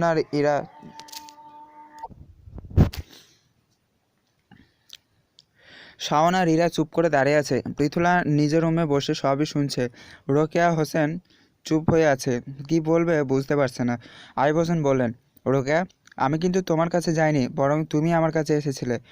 তোমার মেয়ের মনের ইচ্ছা পূরণ করতে। এখন যদি তুমি চাও তাহলে তোমার সব কিছু ফিরিয়ে দেবো, তবে আমার যে কোটি কোটি টাকার মাল তুমি চুরি করেছো তার ভরপাই কে করবে? রোকেয়া হোসেন বিস্মিত হয়ে তাকিয়ে আছে, সাথে সবাই অবাক হয়ে গেছে। আইয়ুব হোসেন দাঁত কিরমির করে বললেন, তুমি কি মনে করছো আমি জানি না? সব জানি, আমি সব জানি, কিন্তু চুপ ছিলাম কারণ তোমাকে অপমান করতে চাই না। আর আমি হাওয়ায় কথা বলি না। যাকে দিয়ে তুমি কাজটা করেছো সে সব স্বীকার করছে। এখন বলো আমি কি করব? রোকেয়া হোসেন ভয়ে কুঁকড়ে গেল। সে মাটির দিকে তাকিয়ে আছে। আইয়ুব হোসেন বললেন, আমার সাথে চালাকি করতে আসবে না। তোমরা যদি ডালে ডালে চলো, আমি চলি পাতায় পাতায়। এতটুকু বলে সে নিজ রুমে চলে গেল। জোহরা খাতুন তার পিছন পিছন রুমে চলে আসলো। রক্তিম অধরাকে নিয়ে রওনা দিয়েছে বাসার উদ্দেশ্যে। অধরার বুকটা ধুকপুক করছে কি হবে এই ভেবে। অধরার চিন্তিত চেহারা দেখে রক্তিম তার এক হাত আঁকড়ে ধরে বলল, এত চিন্তা করছো কেন? সব ঠিক হয়ে যাবে। অধরা বলল, বাবা আমাদের মেনে নেবে। আমার কেন মন বলছে বাবা আমাদের মেনে নেবে, আমার কেন মন বলছে সে অনেক রেগে আছে। রক্তিম বলল, এত ভাবতে পারো তুমি? বুঝি না কিভাবে এত শক্তি পাও। দেখবে সব ঠিকঠাক হয়ে যাবে। অধরা বলল, আপনার তো সবসময় মনে হয় আমি বেশি চিন্তা করি, আর এইসব চিন্তা আপনার জন্যই আসে। এক একটা কাজ বাড়িয়ে আমার মাথা নষ্ট করে ফেলেন। রক্তিম অধরার কথা শুনে হো হো করে এসে উঠল। অধরা মুখ ফুলিয়ে বলল, কি বিশ্রী হাসি ইচ্ছে। অধরার কথায় রক্তিম আরও জোরে জোরে হাসতে থাকে। কিছুক্ষণের মধ্যে তারা দুজন বাসায় পৌঁছে গেল। রক্তিম গাড়ি থেকে ঠিক জায়গায় রেখে অধরাকে নিয়ে ভেতরে প্রবেশ করতেই তৈয়ব হোসেনের সাথে প্রথমে দেখা হলো অধরার। অধরা বাবাকে দেখে দৌড়ে তার কাছে চলে গেল। তৈয়ব হোসেনকে জড়িয়ে ধরে কেঁদে উঠল। তৈয়ব হোসেন মেয়ের মাথায় হাত বুলিয়ে বলল, কতটা টেনশনে ছিলাম আমি, একবারও আমার কথা মনে পড়েনি? অধরা বলল, আমাকে মাফ করে দাও, আমি ভুল করেছি। তৈয়ব হোসেন অধরা দু বাহু ধরে বললেন, আমি তোর ওপর কোনোদিন অভিমান করতে পারি না, এটা তুই জানিস। সবাই হল রুমে একত্রিত হলো। রোকেয়া হোসেন অধরার আর রক্তিমকে একসাথে দেখে ফুঁসছে। আইয়ুব হোসেন বললেন, তোমার যা করার করেছো, তোমরা যা করার করেছো, এখন বড় হিসেবে আমার দায়িত্ব আছে। আমি চাই একটা অনুষ্ঠান করা হোক, সবাইকে সবটাই জানানো দরকার। তৈয়ব হোসেন বললেন, আপনার সাথে আমি একমত। জোহরা খাতুন বললেন, আমি প্রিয়াকে ফোন করে জানিয়ে দিয়েছি, সে চলে আসবে। আইয়ুব হোসেন বললেন, রক্তিম, আমি চাই তুমি অধরাকে নিয়ে অনুষ্ঠানের জন্য সব কিছু নতুন করে কিনে দেবে। আমার একমাত্র ছেলের বউ অধরা কোনো কমতি রাখতে চায় না। পৃথুলা রুম থেকে বের হয়ে সবার সামনে এসে বলল, আপনি চিন্তা করবেন না বড় মামা, আমি নিজে সব দেখে করব। সবাই পৃথুলার কথা শুনে অবাক হলো। রক্তিমের মনে সন্দেহের বীজ বুনতে লাগলো। তাও সে চুপ করে রইল। সে চায় না এখন পরিবেশ খারাপ হোক। রোকেয়া হোসেন বিড়বিড় করে বললেন, মেয়ের মাথা নষ্ট হয়ে গেছে? আইয়ুব হোসেন বললেন, তাহলে 2 দিন পর অনুষ্ঠান করা হবে। জোহরা জোহরা, তাহিদা, ইলিনা সব কিছু তোমরা সামলাবে। তিনজনই মাথা দুলালো। রোকেয়া বললেন, আমি এইসবে নেই, আজই আমি চলে যাব। এই পরিবার আমার নয়। পৃথুলা বলল, তুমি চলে যাও মা, আমি অনুষ্ঠানের পর চলে আসবো। রোকেয়া হোসেন কিছু না বলে গটগট করে সেখান থেকে চলে আসলো। অধরা নিজ রুমে চলে আসলো। শাওয়ার নিলে হালকা বেগুন রঙের ড্রেস পরে টাওয়াল দিয়ে চুল মুছতে মুছতে যখনই দরজা ঠেলে প্রবেশ করলো জোহরা খাতুন, তাকে দেখে অধরা একটু ভয় পেল। জোহরা খাতুন হাতে থাকা শাড়িটা গিয়ে দিয়ে বলল, এই শাড়িটা পরিয়ে বাইরে আসো, প্রতিবেশীরা আসবে। আমি জানি তারা তোমাকে আগে থেকেই চেনে, কিন্তু আজ তোমাকে বউ রূপে দেখতে চাই। তারপর হাতে থাকা একটা বক্স অধরাকে দিয়ে বলল, এতে চেন, বালি, চুড়ি, নাকফুল সব রেডি আছে।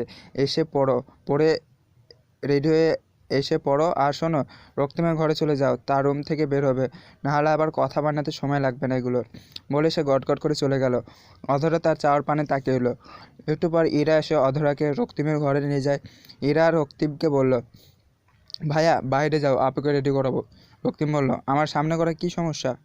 অধরা মনে মনে বলল, অসভ্য একটা। ইরা বলল, যাও তো ভাইয়া, বড় চাচি আমরা বকবে, আমায় বকবে দেরি করলে। রক্তিম ল্যাপটপ বিছানায় রেখে উঠে দাঁড়ালো। দরজার সামনে সেই ইরার অগোচরে অধরার গালে একটা ছোট ছুঁয়ে দিয়ে দৌড়ে পালালো। অধরা হা হয়ে রক্তিমের দিকে তাকিয়ে রইল। প্রতিবেশীদের সামনে মাথায় ঘোমটা দিয়ে বসে আছে অধরা। তার অনেক লজ্জা করছে। সবাই তার দিকে তাকাচ্ছে আর চায়ের কাপে চুমুক দিচ্ছে। তাদের মধ্যে কেউ একজন বলল, আমরা কিন্তু কোনোদিন বুঝতেই পারিনি রক্তিমা অধরার মধ্যে এসব চলছে। অধরা চোখ তুলে একবার সেই মহিলার দিকে তাকালো। আরেকজন বলল, অধরা তো বিয়ের পর আরও সুন্দর হয়ে গেছে। অধরা আবারও মাথা নিচু করে ফেলে। জোহরা খাতুন গম্ভীর কণ্ঠে বলে, 2 দিন পর ওদের বিয়ে উপলক্ষে অনুষ্ঠানের আয়োজন করা হয়েছে, আপনারা সবাই আমন্ত্রিত। এরা এবার মজা ছলে বলল, আপনার আবার বিয়ে হয়ে গেছে ভেবে খালি হাতে এসে পড়বেন না, গিফটটা সাথে করে নিয়ে আসবেন। সব মহিলা হাঁ করে ইরার দিকে তাকিয়ে আছে। অধরা মুচকে মুচকে আসছে।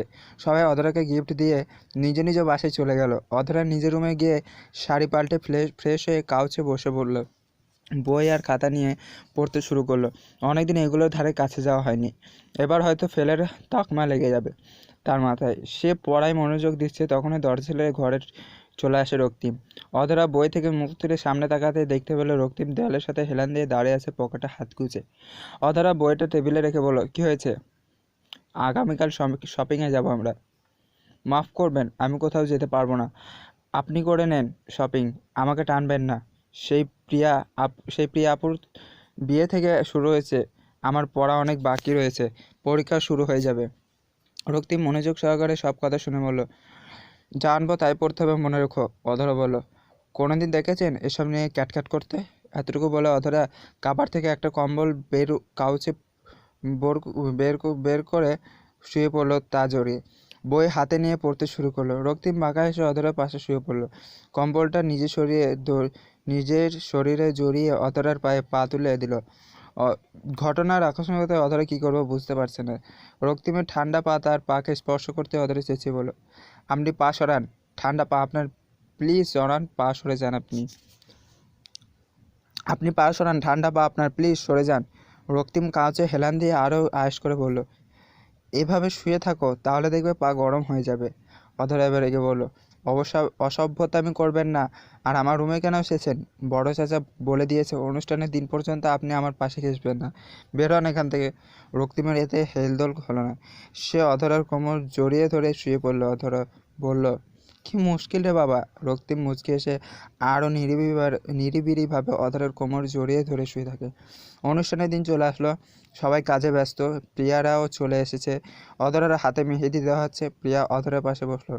আমার তো অনেক খুশি লাগছে। মা যখন ফোন করে ঘটনাটা বলল, আমি তো পুরো হা হয়েছিলাম। ইরা বলল, আমি তো পুরো শকড ছিলাম। আমার সামনে রক্তিম ভাইয়া। ইরার পুরো কথা শেষ হওয়ার আগেই সেখানে উপস্থিত হয় পৃথুলা। সে হাসি হাসি মুখ করে বলল, অধরা, তোমার সব কিছু গুছিয়ে আমি রক্তিমের রুমে দিয়ে এসেছি, আজ থেকে তো সেখানে থাকবে। অধরা মুচকে এসে বলল, ধন্যবাদ আফু। পৃথুলা বলল, তোমার শাড়িটি কিন্তু বেশ সুন্দর, রক্তিমের চয়েস আছে বলতে হবে। ইরা বলল, তাই তো অধরা আপুকে পছন্দ করেছে। ইরার কথা শুনে প্রিয়া হো হো করে হেসে উঠল। পৃথুলা সেই সময় রুম থেকে বের হয়ে চলে যায় নিজ কাজে। রক্তিম সাউন্ড ডেকোরেশনের কাজ দেখছে।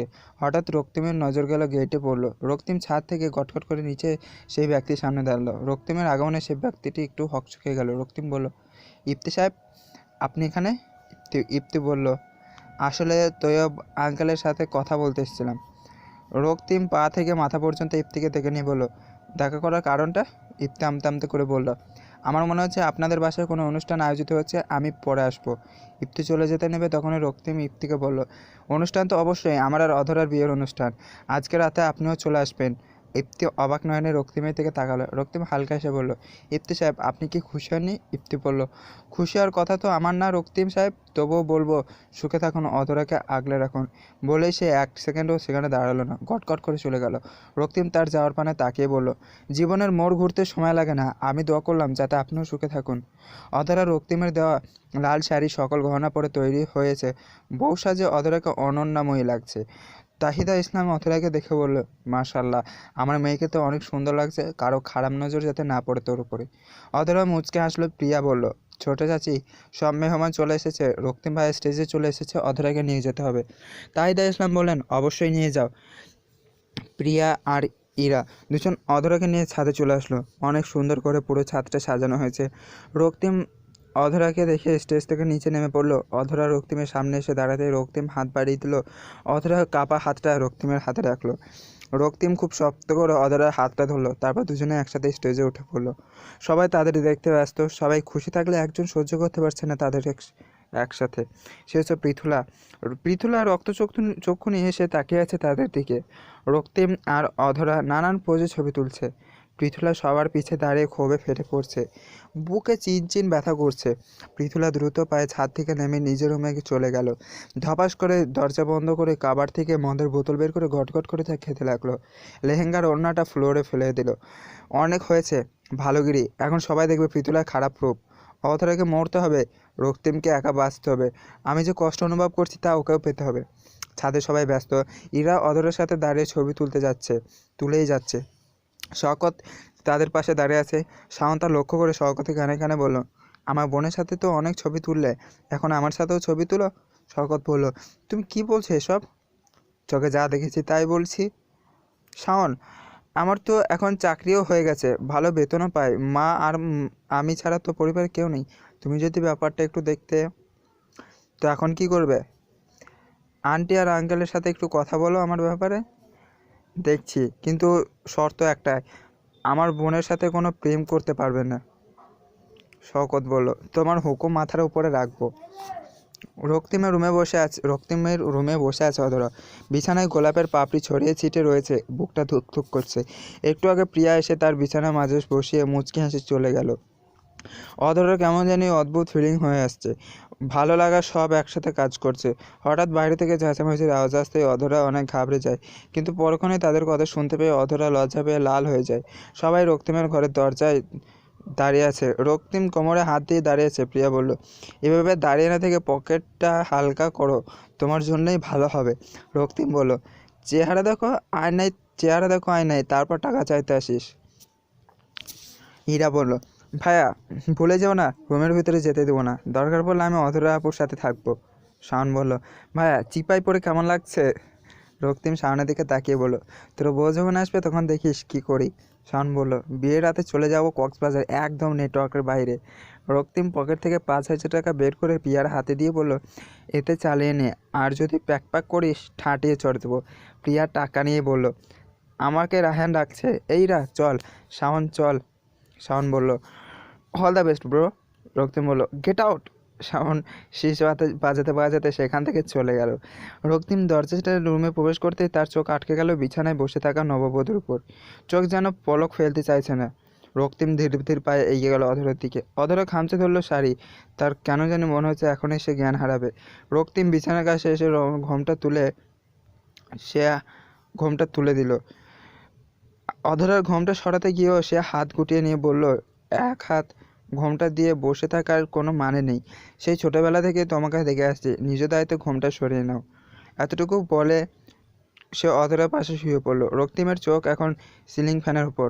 অধরা রক্তিমের কথা শুনে রেগে গিয়ে ঘোমটা সরিয়ে পাশে শুয়ে থাকা রক্তিমের পাঞ্জাবির কলার ধরে উপরে একটু ঝুঁকে বলল, তাহলে এত পরিচিত মেয়েকে বিয়ে করেছেন কেন? আপনার শখ আহ্লাদ নেই বলে কি আমারও নেই? ভেবেছিলাম বাসর ঘরে আমার বর ঘোমটা উঠে নিষ্পলকভাবে আমার দিকে চেয়ে থাকবে, কিন্তু কি হলো? এক হাঁদারামের গলায় আমাকে ঝুলতে হলো। অধরা এক নাগারে কথাগুলো বলল। রক্তিম কলার ছেড়ে দিয়ে অন্য পাশে মুখ করে বসে রইল। অধরার কথা শুনে রক্তিম মুখ টিপে কিছুক্ষণ হেসে বলল, আমি জানতাম না তোমার এত শখ। আর আমাকে হাঁদারাম বলছে কেন? আমাকে বললেই তো হতো তুমি চাও আমি একটু রোমান্টিক কথা দেখাই। অধরা কিছু বলল না। সে বুঝতে পেরেছে নিজের কাজে সে নিজেই ফেঁসেছে। অধরা রক্তিমের কথা না শোনার ভান করে শাড়ি গুছিয়ে বিছানায় উঠে বসল। আপনার এসব নাটকীয় আর অসভ্য কথা আমার শোনার সময় নেই, আমার যত্ত সব। অধরা কাবার্ড খুলে একটা 3 পিস নিয়ে ওয়াশরুমে চলে গেল। রক্তিম বিছানায় আবার গায়ে পাঞ্জাবির পকেটে হাত রে একটা ছোট্ট বক্স বের করলো, সেটাকে সাইডে টেবিলে রেখে উঠে দাঁড়ালো। অধরা ওয়াশরুম থেকে বের হয়ে দেখলো রক্তিম ঘরের কোথাও নেই। সে চুল আঁচড়ে বারান্দায় গিয়ে দেখলো রক্তিম খোলা আকাশের দিকে তাকিয়ে আছে। অধরা খেয়াল করলো রক্তিমের পরনে কালো টি শার্ট আর ট্রাউজার। অধরা বলল, এখানে কি করছেন? অধরার কথায় কোনো জবাব রক্তিম দিল না। অধরা আরেকটু কাছে গিয়ে বলল, এত রাতে আর এরকম শীতে বারান্দায় কেন দাঁড়াচ্ছেন? অধরার কথা শেষ হতেই রক্তিম অধরার হাত ধরে তাকে নিজের সাথে মিশিয়ে নিল। অধরা ঘাবড়ে গিয়ে চোখ বন্ধ করে নিল। তা দেখে রক্তিম মুচকে এসে অধরার কপালে এলোমেলো চুলগুলো ঠিক করে দিয়ে তার ওষ্ঠজোড়া কপালে ছুঁয়ে দিল। অধরা রক্তিমের শার্ট খামচে ধরল। রক্তিম অধরার কানে ফিসফিসিয়ে বলল, এখনও তোমার সাথে রোম্যান্স করব, তাই দাঁড়িয়ে আছি। অধরা চোখ খুলে রক্তিমের দিকে তাকালো। রক্তিম ভাঁকা হেসে অধরাকে কোলে তুলে নিয়ে রুমের ভিতর চলে গেল। অধরাকে বিছানায় বসিয়ে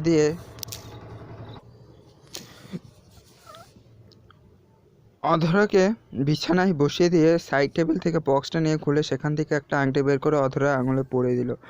অধরা আংটির দিকে তাকাতেই রক্তিম বলল, কেমন হয়েছে আংটিটা? অধরা বলল, অনেক সুন্দর।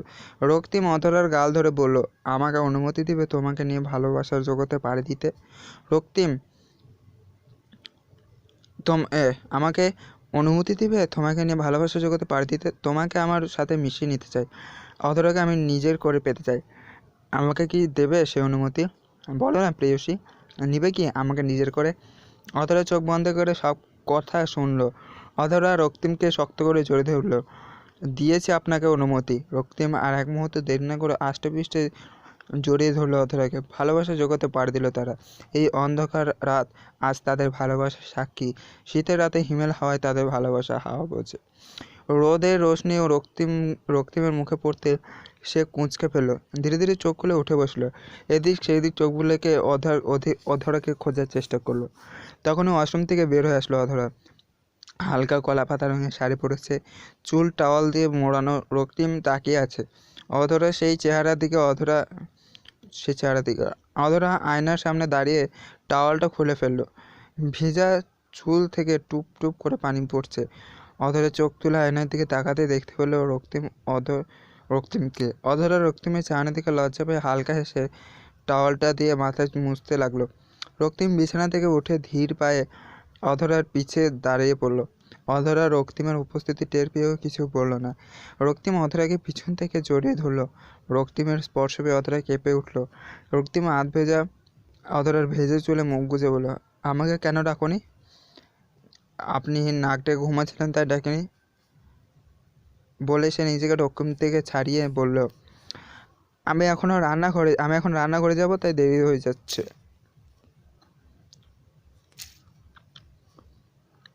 রক্তিম আবারও অধরাকে জড়িয়ে ধরে বলল, এখন বাইরে যেতে হবে না। তখনই দরজায় টোক্কা পড়ল। হীরা উঁচু গলায় বলল, অধরা আপু, বড় চাচি ডাকছে তোমাকে। অধরা রক্তিমকে মৃদু ধাক্কা দিয়ে বলল, অসভ্য কোথাকার, বলে সে নিজে ঠিক করে দরজা করে ইরার